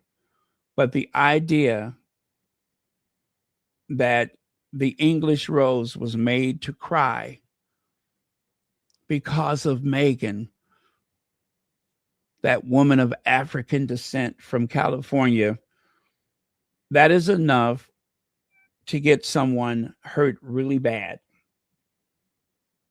And that is why people really ought to be careful when they use that kind of language. They weaponized Kate's tears against Meghan. And there are people who knows that that type of language creates a very hostile environment. And Meghan is supposed to go out and do her royal duty with this cloud over her head that she did something to Kate. It was a beastly thing to do.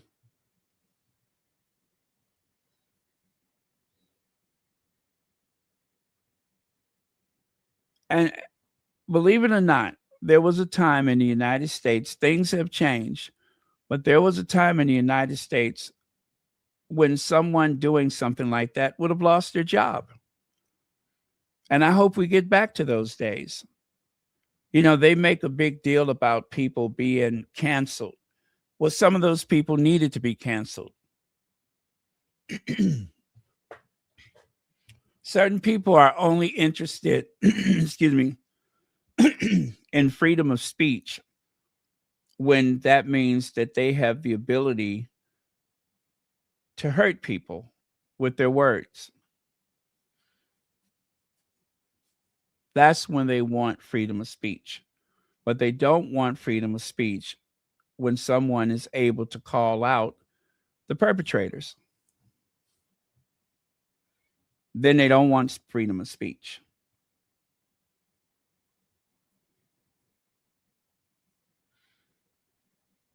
So in 2021, Meghan addressed the claims directly during the interview with Oprah Winfrey. She stated that the opposite had happened. Kate had upset her. Meghan said the episode left her in tears during an already intense week. She also said Kate apologized privately. That apology mattered, but the damage came from what followed. Prince Harry later confirmed the details in his memoir. Remember, Harry thought it very important that he included that in his book.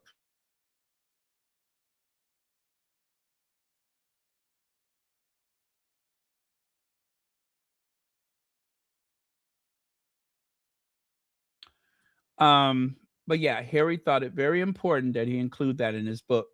He wrote that Kate acknowledged the press stories were false. Meghan asked a simple question. Why had no one corrected them? Why did Kate not correct them? Meghan wanted to know why the palace had not demanded a retraction. Kate offered no answer.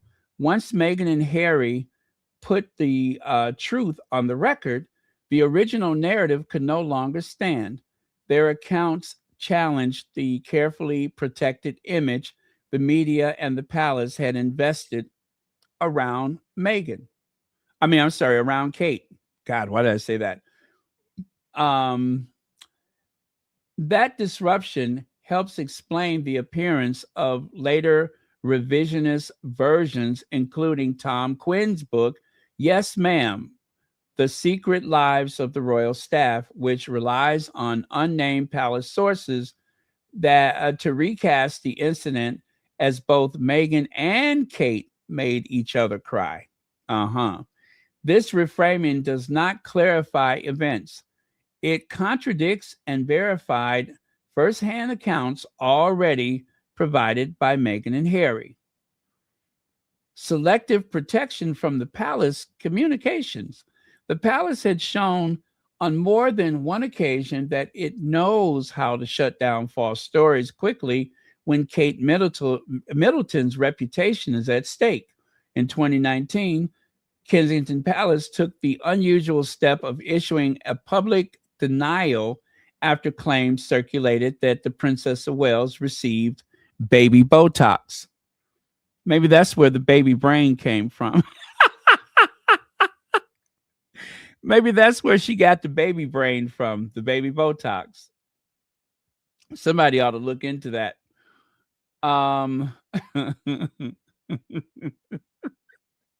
When Kate faced rumors, the palace intervened. When Meghan was attacked, silence was framed as protocol. The episode began when a London cosmetic surgeon, Dr. Munir Somji of the Dr. Mehdi Spa Clinic, shared social media posts implying Kate was a client and suggested cosmetic work. The posting triggered a widespread coverage.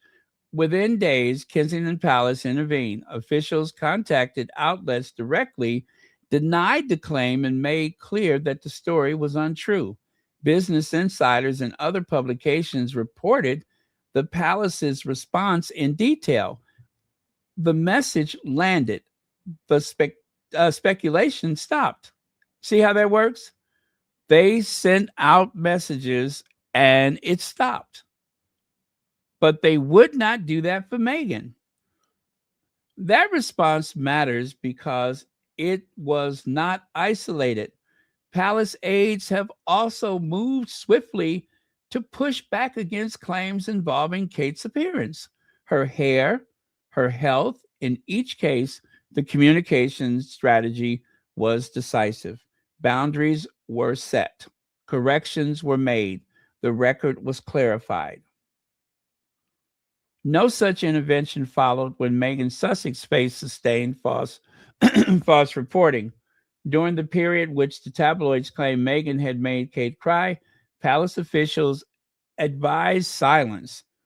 They framed restraint as dignity. The result proved damaging. The story hardened into accepted fact.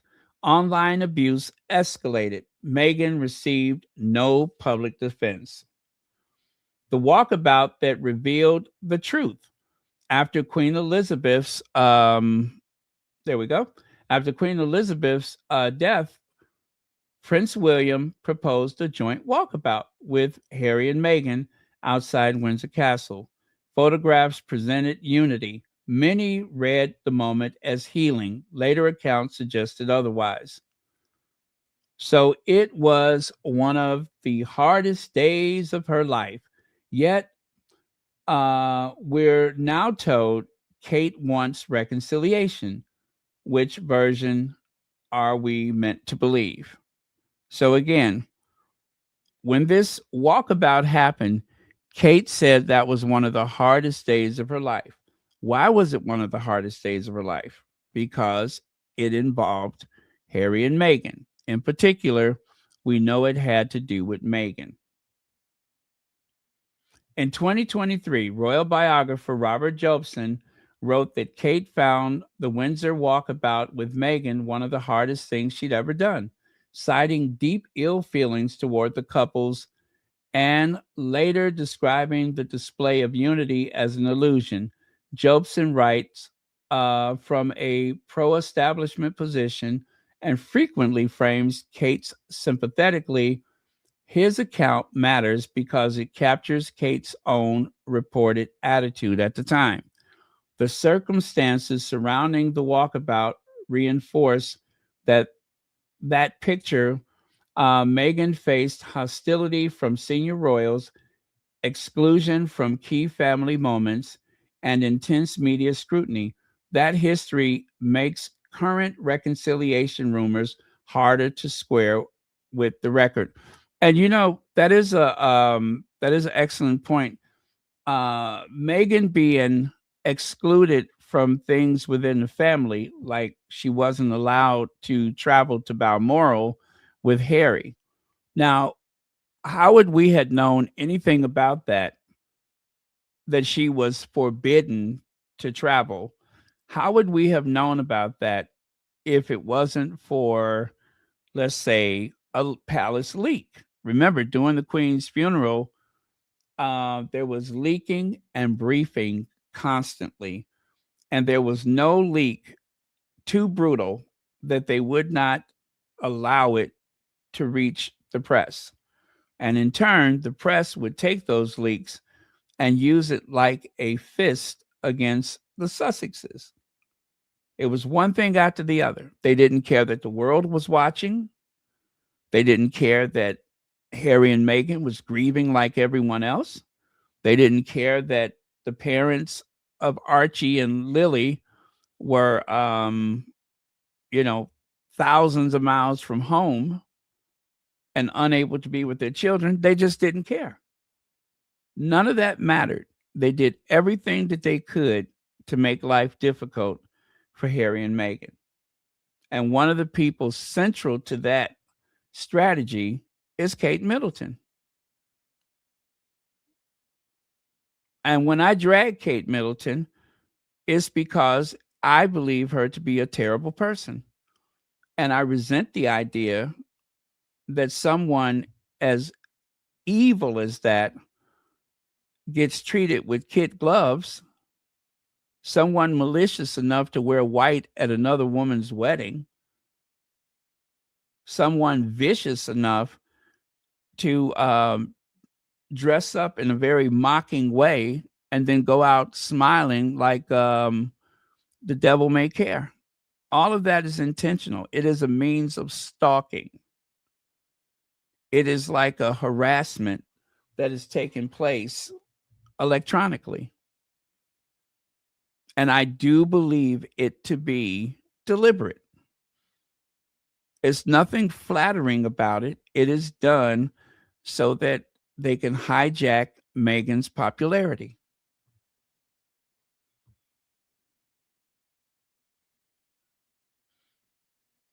In that same year, media reports claim William and Kate would prefer to live near Andrew, Mountbatten-Windsor, than Harry and Meghan. If those reports are accurate, and remember, if it's something that they don't want out there, they would dispute it.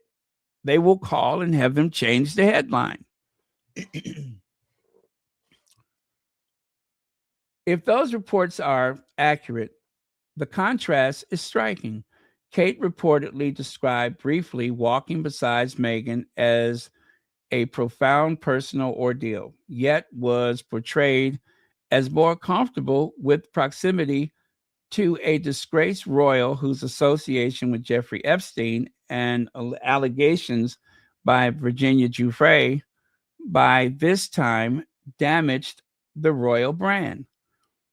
In this context, which of these claims of renewed goodwill must we assess? Which one of these renewed goodwills must be assessed? If proximity to Meghan was framed as intolerable just 2 years ago, the sudden emergence of reconciliation narratives raised questions about motive rather than healing. It suggests not a shift in sentiment, but a shift in messaging, one that, again, positions Kate as magnanimous while leaving Meghan cast as an obstacle.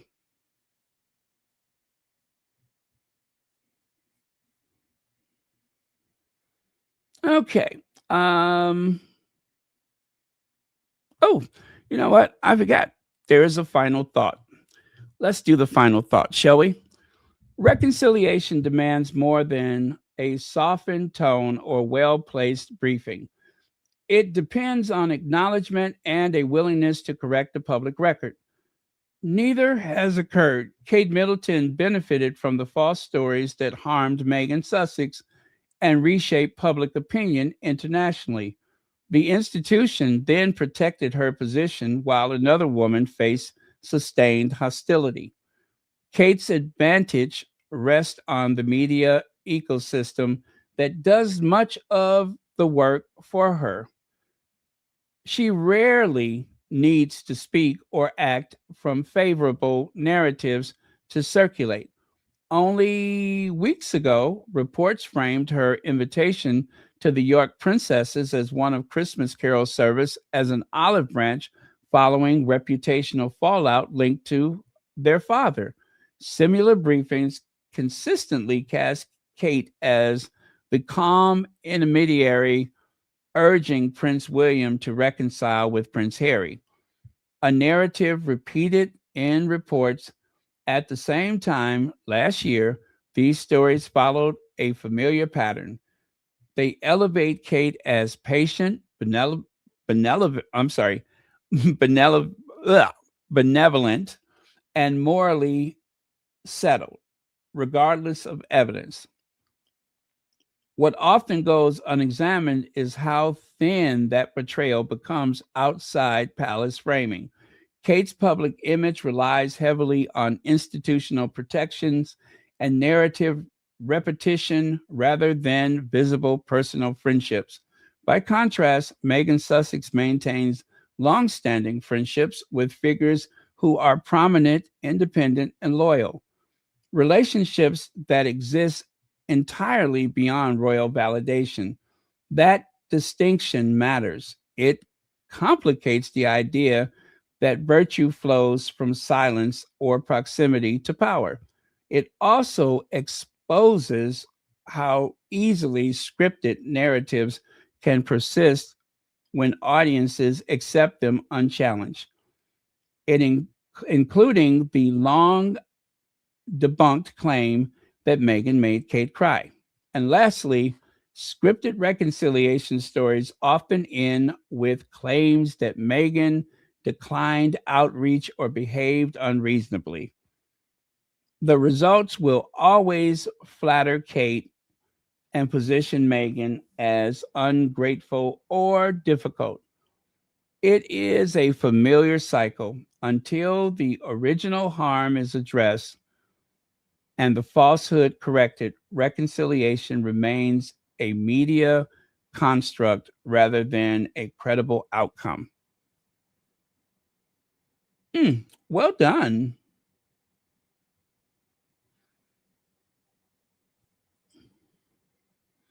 So there is Camilla. And of course, it wouldn't be complete if they could not find a black child. They probably had to drive about a half hour. We need a black child for this photo op.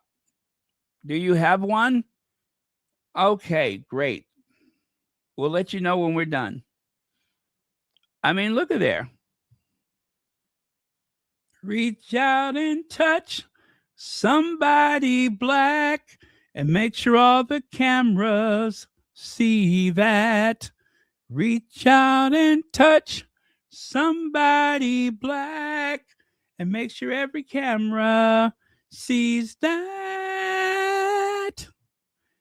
Take a little time out your busy day to find a black child along the way. We can record them. You'll see it looks unnaturally. Yes, reach out and touch someone black. Speaking of touching someone, I wonder what these two rascals are doing for Christmas.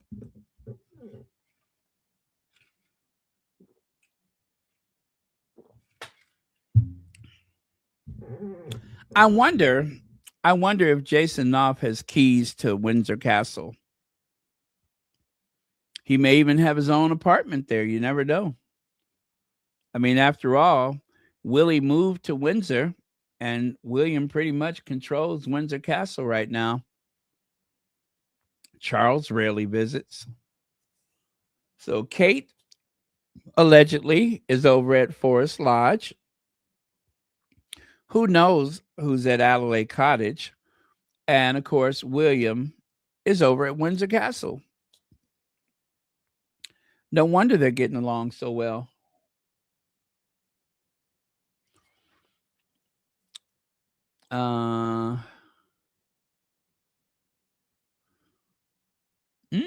Okay.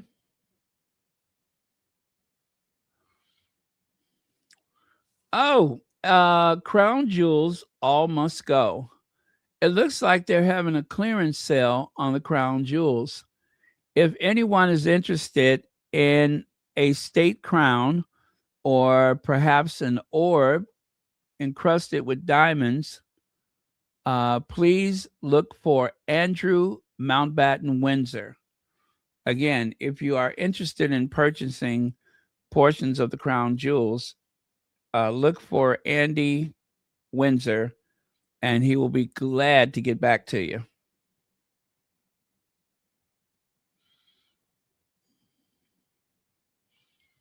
Oh my goodness. There is a statue there. Meghan is my source of income, and I'm broke. Isn't that something? It depicts Lady C being gnawed upon by rats, carrying a little knapsack with all of her earthly belongings. My goodness, I bet you she has at least 2 of those ugly tiaras in there. Well, well, well, if it isn't the Jamaican Russian princess. She's a Russian princess, but she was born in Jamaica. Her mercantile family, as they call it. Well, she doesn't look like a typical Jamaican, but yeah, what a life story. You were born the way you were born, George Zadie. Then you became Georgia Zadie. Then you married into the aristocracy, and all along claiming to be of Russian nobility. And then at a certain point, she decided to adopt 2 Russian children. And she even bought a rundown castle Groin, I think, Castle Groin. Is that the name of it, the Castle Groin? She purchased Castle Groin, and then, of course, if her life hasn't been more interesting, she turns around and shatters her pelvis. I don't want to know how that happened. Now, they say she had a fall, but I think it was already a hairline.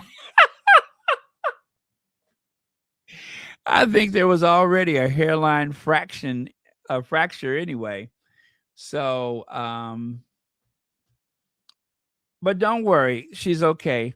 They found a paleontologist who was able to identify her pelvis bone, and from there they were able to find a ancient fossil that they could mold and make her a new pelvis. And yeah, she'll be back up on her feet in no time.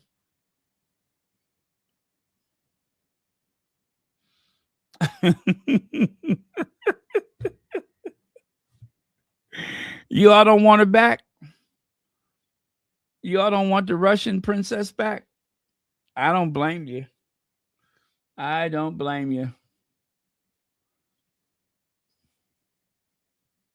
She looks like an ancient artifact.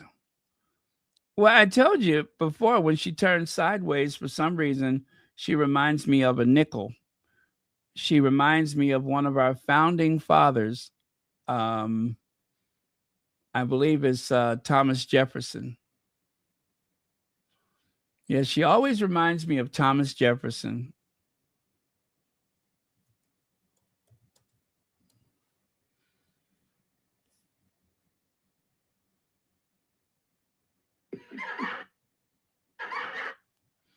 Okay, here we go. Here we go, you guys. and she does remind me of a nickel. I don't know what it is about Lady C and nickels that seem to have this symbiotic relationship, but yeah, she kind of looks like a nickel when she turns sideways. Yep, she reminds me of a nickel.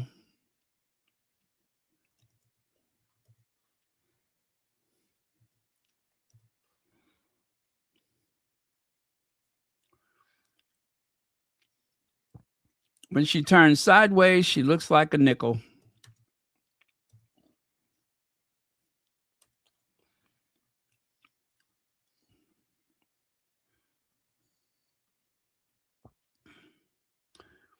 Well, we covered that. When they asked Thomas Markle to give them a list of names of people that they can contact and share information about his health update, he named Prince Harry first, and then Meghan, the Duchess of Sussex, Thomas Markle Jr., and Carolyn Graham, leaving what is her name? Samantha Grant. Leaving Samantha Grant, who renamed herself Markle again, leaving her on the outs. Do not be surprised if a competing magazine raises money and buys her a ticket and sends her to the Philippines.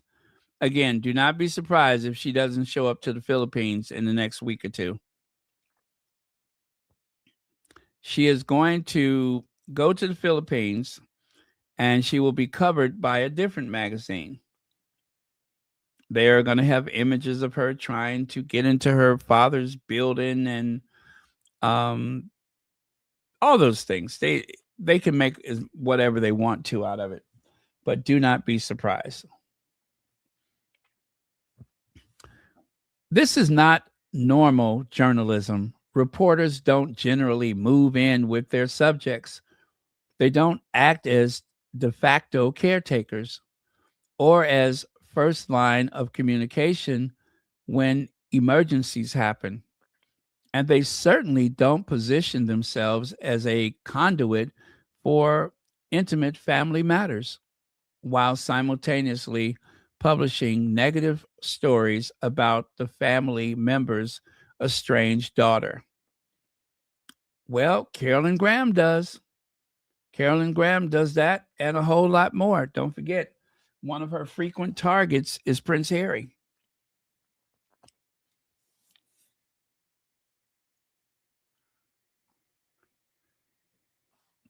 Carolyn Graham has found a way to make herself central to the story. And as such, I agree. There's probably a book on the way. Oh, this is a nice story. And let me see here. Make-A-Wish, Calvin, age 19, lives, Make-A-Wish UK. Let me say that, Make-A-Wish UK, not US.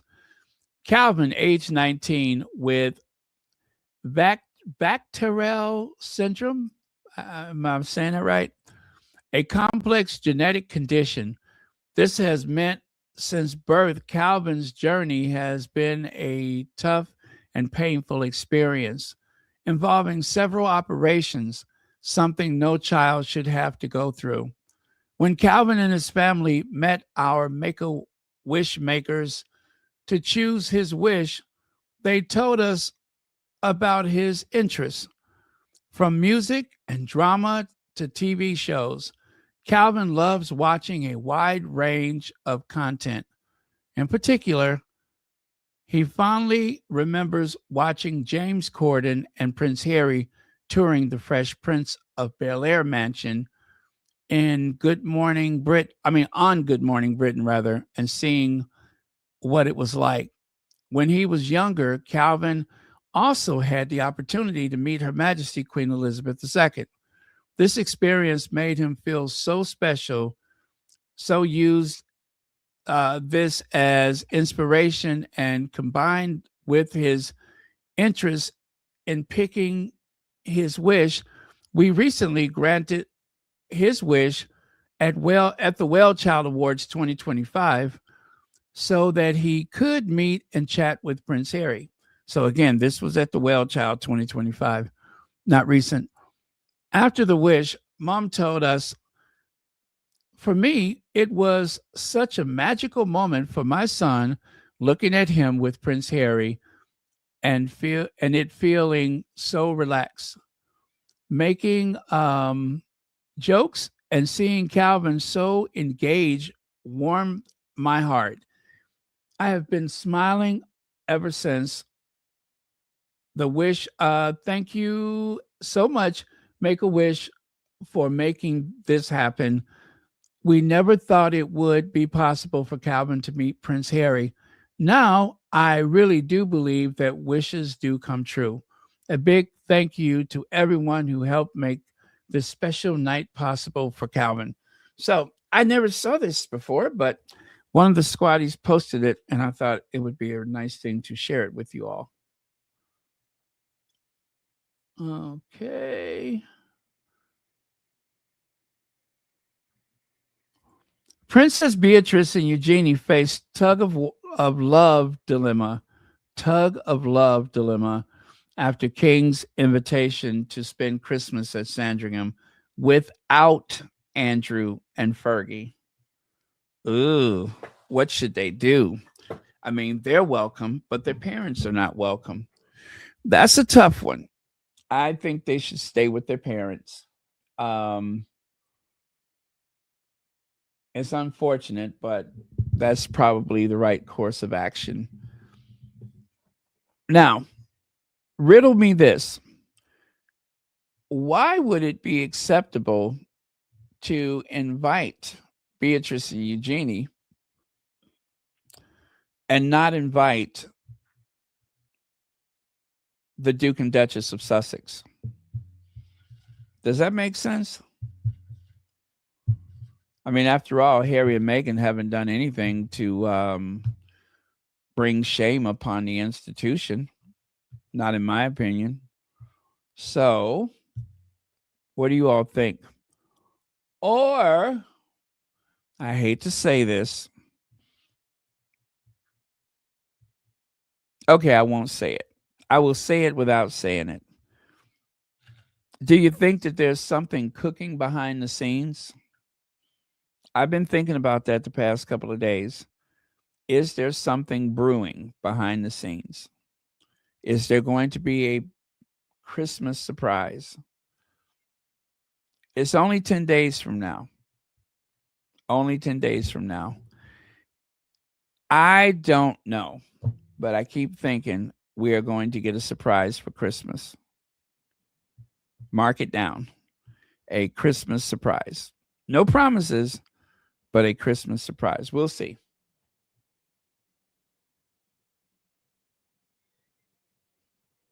And this is the very last thing I have for you today.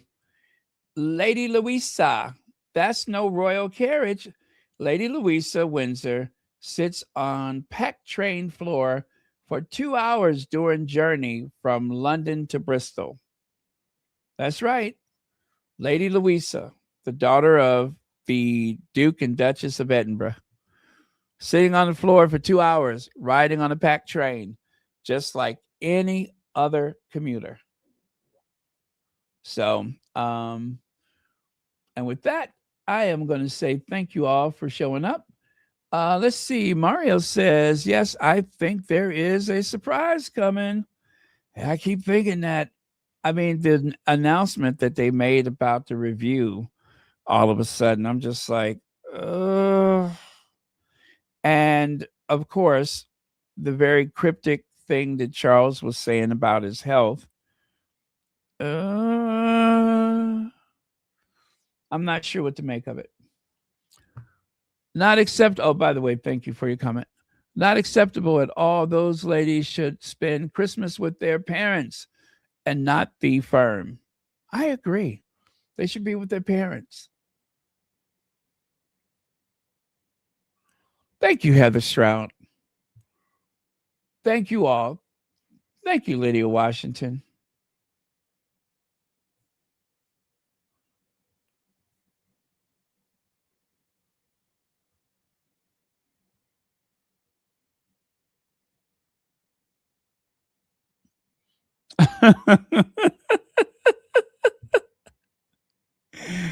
Oh, you ready to lock her up, huh?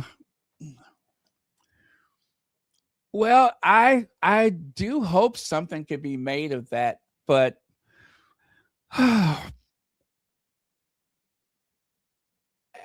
we've had not one but two presidents decline right before our very eyes. President Joe Biden and the current occupant of the White House. Between those ages, these men who've had issues with their health, Joe Biden has actually had an aneurysm removed. Okay. Now, supposedly nothing happened from that, but I'm just saying, we don't know if there's any lingering effects. And then, of course, the current occupant seems to have changed. He's slowed down and is not what he was just 5 years ago. So, Thomas Markle is about the same age as both those presidents. And he's just gone through 2 alleged heart attacks and a stroke. He's 81 years old. There's no telling what his situation is upstairs. He might not be altogether there. And there's no likelihood of an evaluation.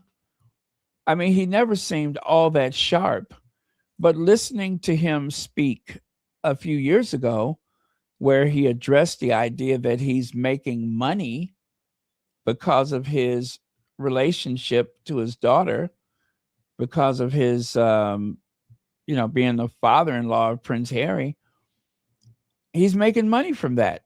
And he's not ashamed or embarrassed. And he doesn't care who knows it. Now, he sounded pretty sharp and feisty there, but now he has slowed down a bit.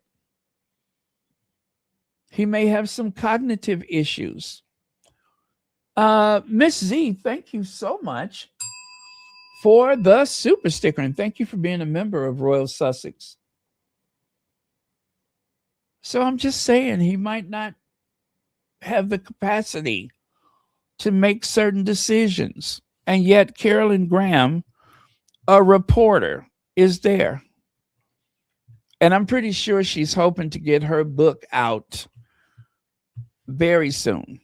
But she's going to probably wait until, Thomas Markle makes his transition, which could actually take years.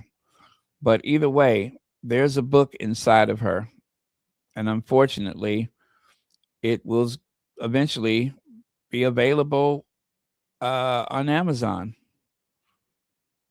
Yep, I could see that coming. What a dreadful person. Yes, exactly. Blood money.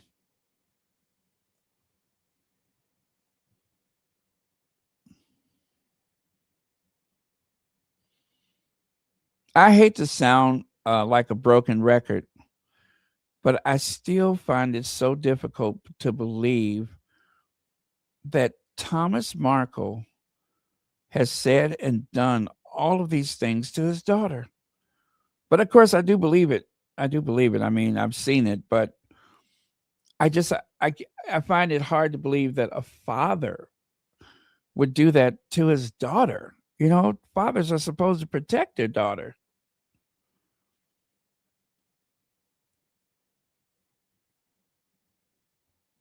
He wasn't exactly poor. I mean, but he says the palace owes me.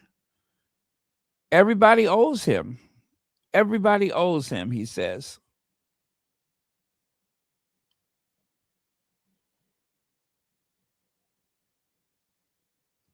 I mean, I try to imagine my father being that person, and I just can't. I could not imagine my father being like that.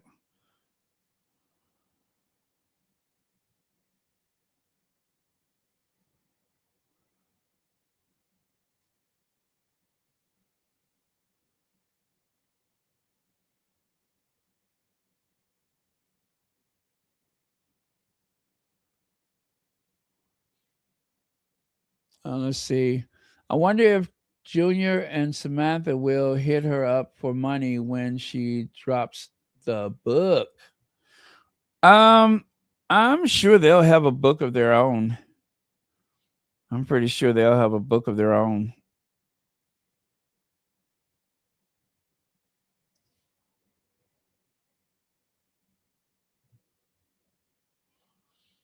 If they can find anybody to publish it.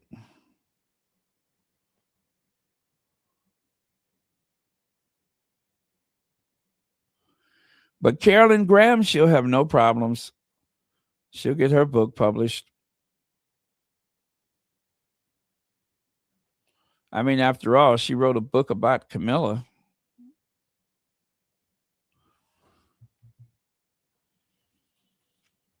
Oddly enough, that book is on sale at the what is that place? The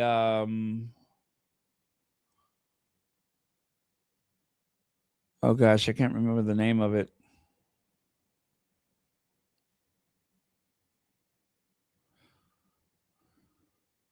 The Kennel Club. What's the name of that kennel club?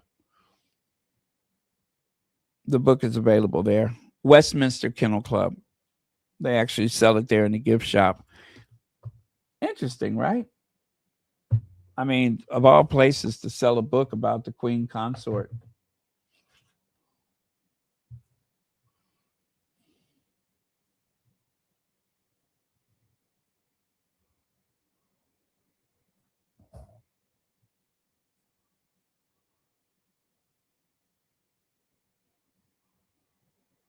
Okay, well, if there's nothing else, you guys, I am going to say goodnight. Let me go back up here to the top.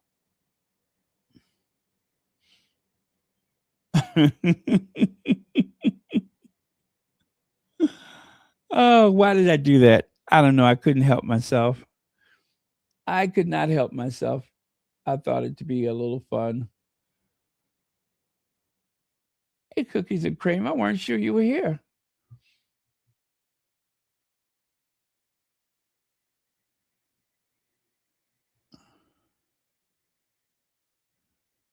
Yeah.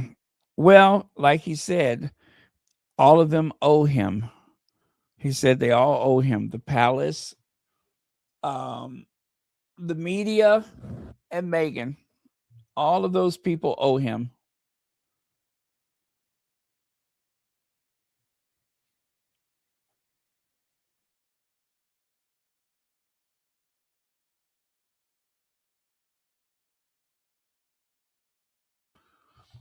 Let me see what the temperature is outside. This was supposed to be our coldest night of the year, I think. Let me see.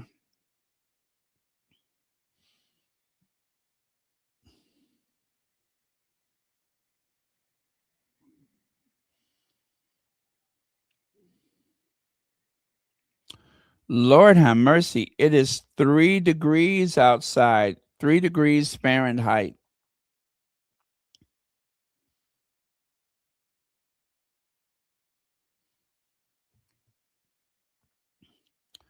It is minus 16 Celsius. I repeat, it is minus 16 Celsius.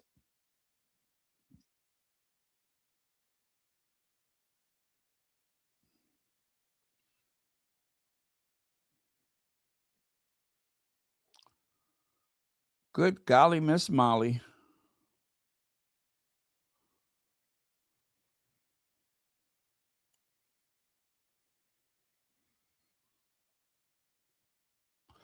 I tell you, I really feel for anybody who doesn't have a warm place to sleep tonight.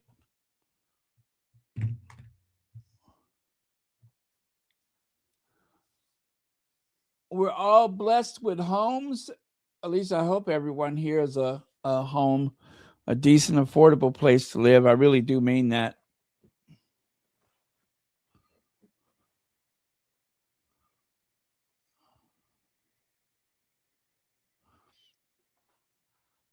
Oh, thank you very much, the Ultimate TV channel.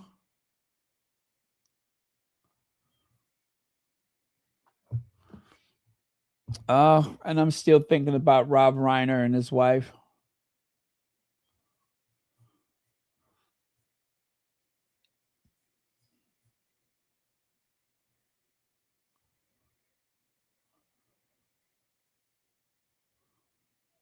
Oh, they do have a daughter.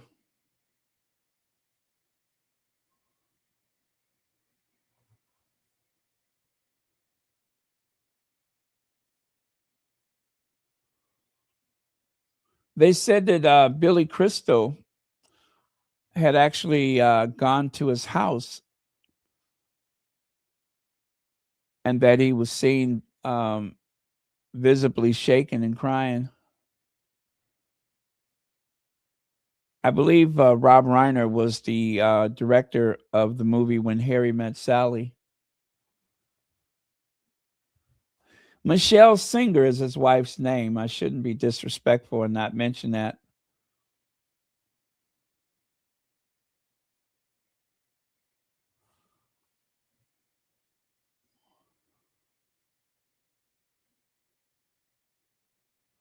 Oh, the daughter was the one who found them.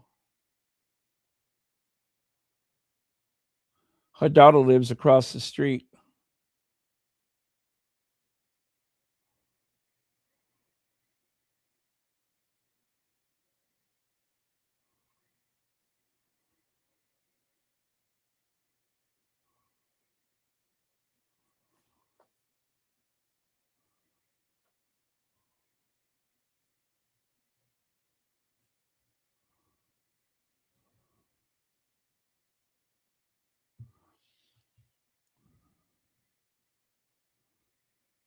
Let me see. Even the lady that was on the podcast with him was Sean.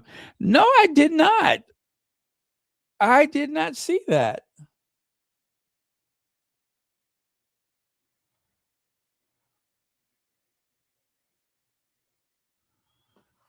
Wow, it is so weird the way that happened, though. As soon as Sammy found out that Meghan was dating Harry, she started seeing dollar signs.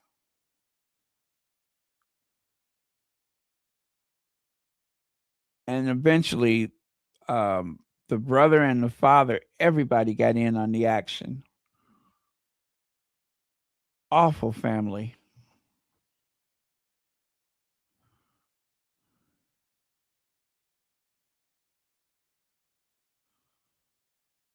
But I would like to see it if you can send me the link. I'll try to make it a point to check my email.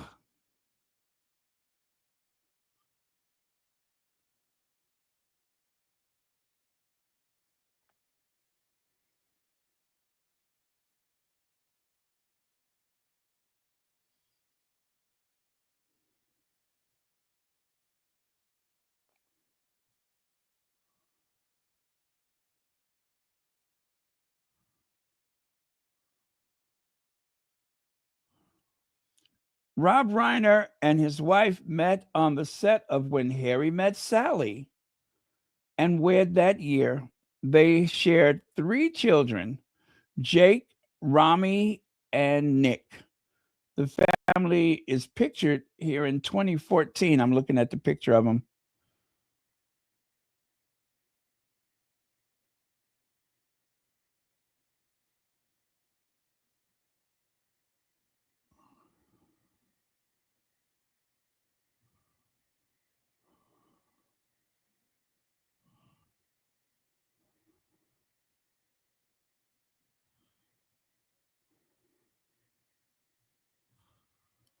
Reiner's son, Nick, has previously spoken about his struggles with drug addiction and bouts of homelessness. How in the world could that happen? Oh my goodness, they've had some tough times, that family.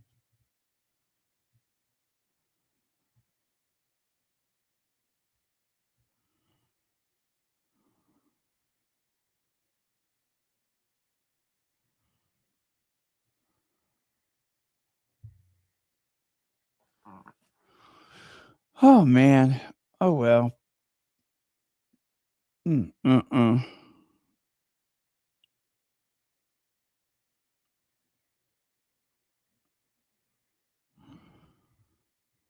That's what someone said earlier.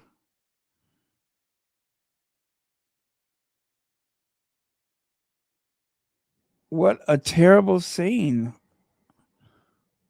And the poor daughter having to be the one to discover this.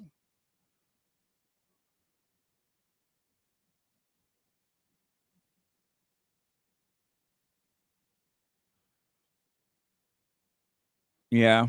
Oh my goodness. I've watched this guy growing up, and I really, really enjoyed his work.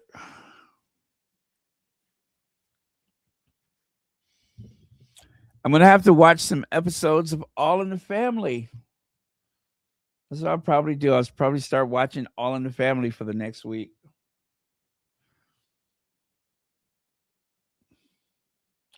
Okay, no promises, you guys, but I am going to do my best to come on early tomorrow. So if you're watching late tonight, we'll see how it goes. We'll see how it goes. But I'm going to do my best to come on at, a decent hour, decent for the Midwestern United States.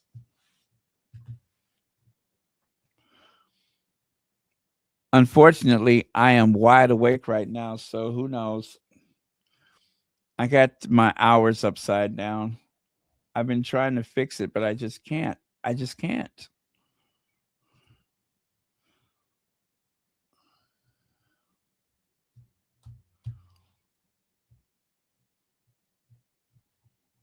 But there's some daytime people that I miss, so I'm going to have to make an effort unless I do this whole thing over again tomorrow. Would that be weird? Would that be weird? I just use the same slides.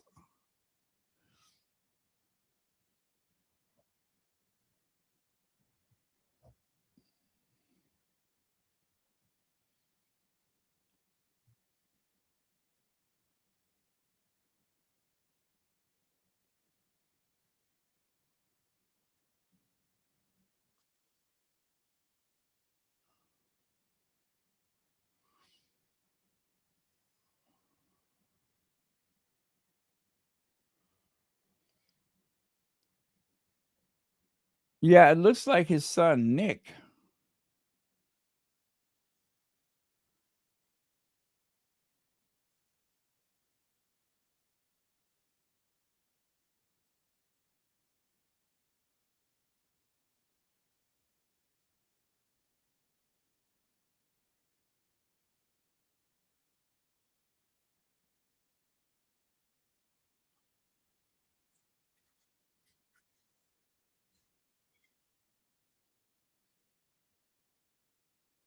Well, good night, everyone. And you guys don't forget Rob Reiner, his father, Carl Reiner, was incredibly famous and successful. So, two generations of Reiners have been in show business. And maybe that pressure was you know, made life complicated for his son. Oh, I hate the thought of that though.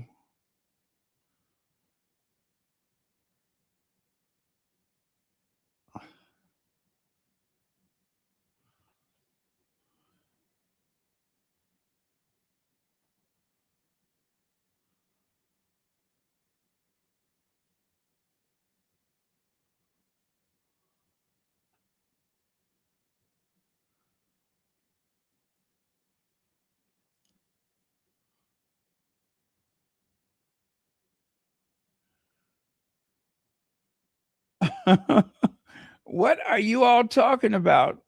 What no-dos? What did I miss here? Oh, that's okay.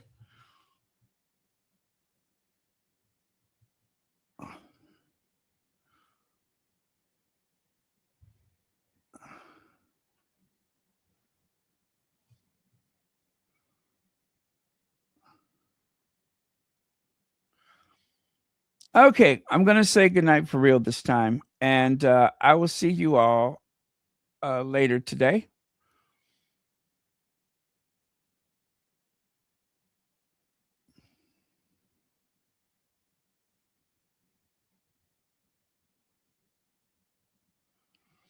Thank you, Church Nelly. Good night and good morning, all. Yes, thank you.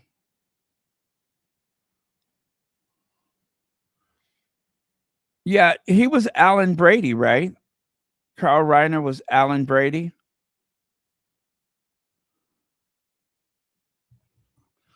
I love the Dick Van Dyke Show. By the way, you guys, Dick Van Dyke just turned 100 years old. I repeat, Dick Van Dyke is 100 years old now. Ba-da-da-da-da-da, banana, banana, banana, da-da-da-da-da.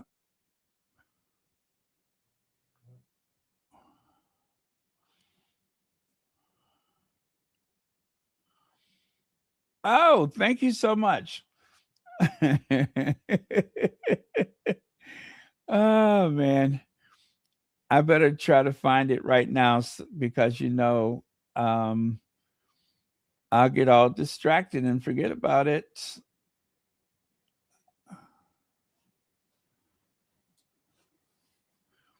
Oh, I see. I recently got a buy me a coffee. Thank you so much for that. Hi, Baron. Are you able to look into this? Every info I see says that Carolyn Graham, the 94-year-old, is the author of Camilla's book. Carolyn Graham, the journalist, is a different person. Really? Oh, okay. That is strange, but I did see a 94-year-old Carolyn Graham.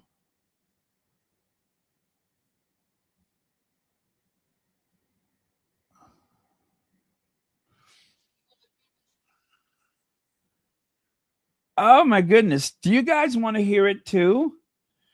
Do you guys want to hear this? Hold on, let me do this and I'll play it. I'll play it for everyone, courtesy Antoinette Kennedy. Hold on, how did I do that just now? Oh.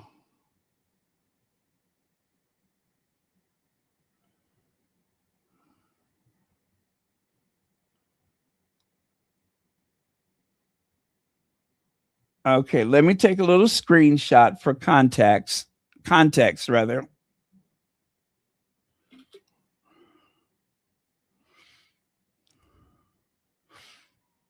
Okay, it's we can all listen to it together. I think that would be fun. I'd rather listen to it with you all than not. So let me do that for proper context and then we will talk about it on the other side. So if you're here, don't go anywhere yet. Stay where you are. Why don't you stay just a little bit longer? Please, please stay just a little bit longer. Stay just a... Is that how that song goes? Okay. Now let me do this so that way we can have it in proper context.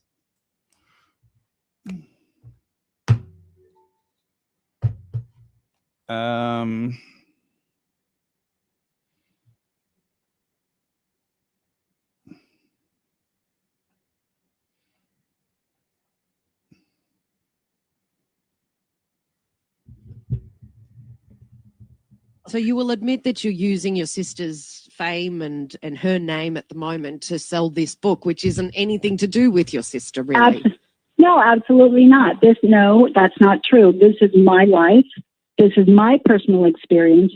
And, I happen to... Well, why didn't you call the book My Boring Life? Then why did you bring it up why did you bring your sister into it? Well, for the marketing it's reason. It's not a boring life. It's not a boring life. First of all, we have a lot of experience in the entertainment industry.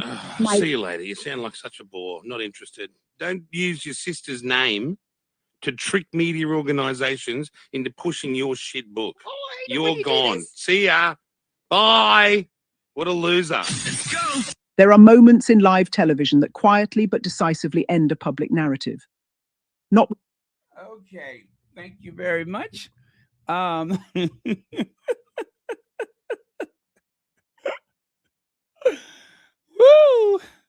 I love it. I love it. I don't know what the name of that show is, but it's from Australia, and we got to give them some flowers.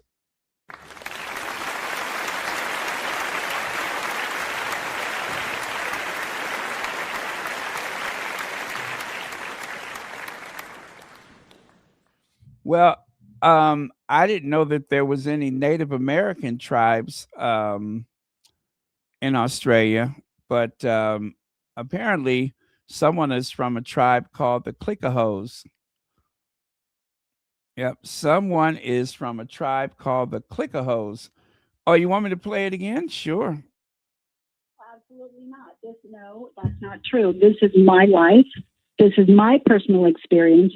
And, you know, I happen to. Well, why didn't you call the a lot of book My Boring experiences Life? Then why did you bring it up about, why did you bring your sister into it? Well, For the marketing it's reason. not a boring life. It's not a boring life. First of all, he has a lot of experience in the entertainment industry. See you later. You sound like such a bore. Not interested. Don't use your sister's name to trick media organizations into pushing your shit book. You're gone. See ya. Bye.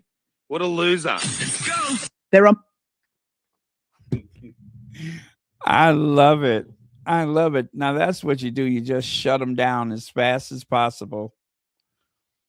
Obviously, the host or one of the hosts or both hosts, they are part Native American. They come from a tribe called the Clickahos. That's like one of my favorite native tribes, the Clickahos. Yep, the Clickahos.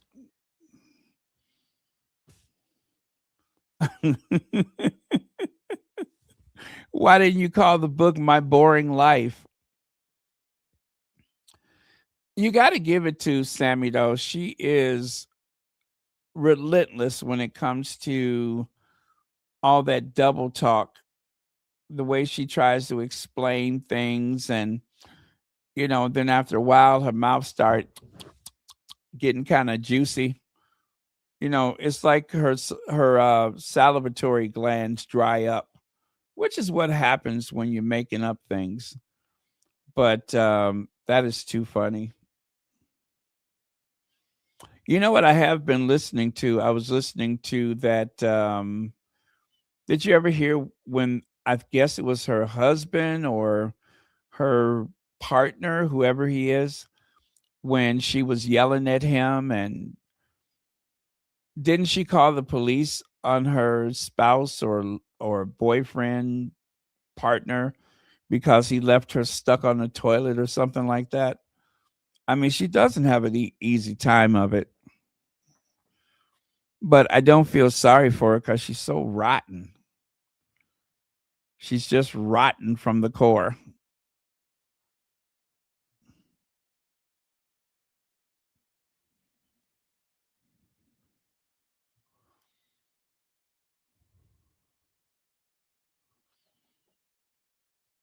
And Dan Wooten is good friends with her.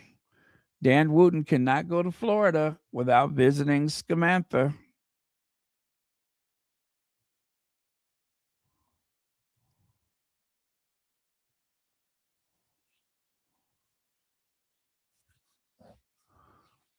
Stuff like this makes me want to watch Whatever Happened to Baby Jane. Baby Jane is one of my favorite movies now. If you know, you know. If you know, you know. Well, thank you again, Antoinette Kennedy. That was lovely. It's like one of the best things that has happened in December was seeing that again. Or seeing it, rather. I don't think I've ever seen it before. Okay, cheers, you guys. I'm going to say goodnight and see y'all later. Love you guys.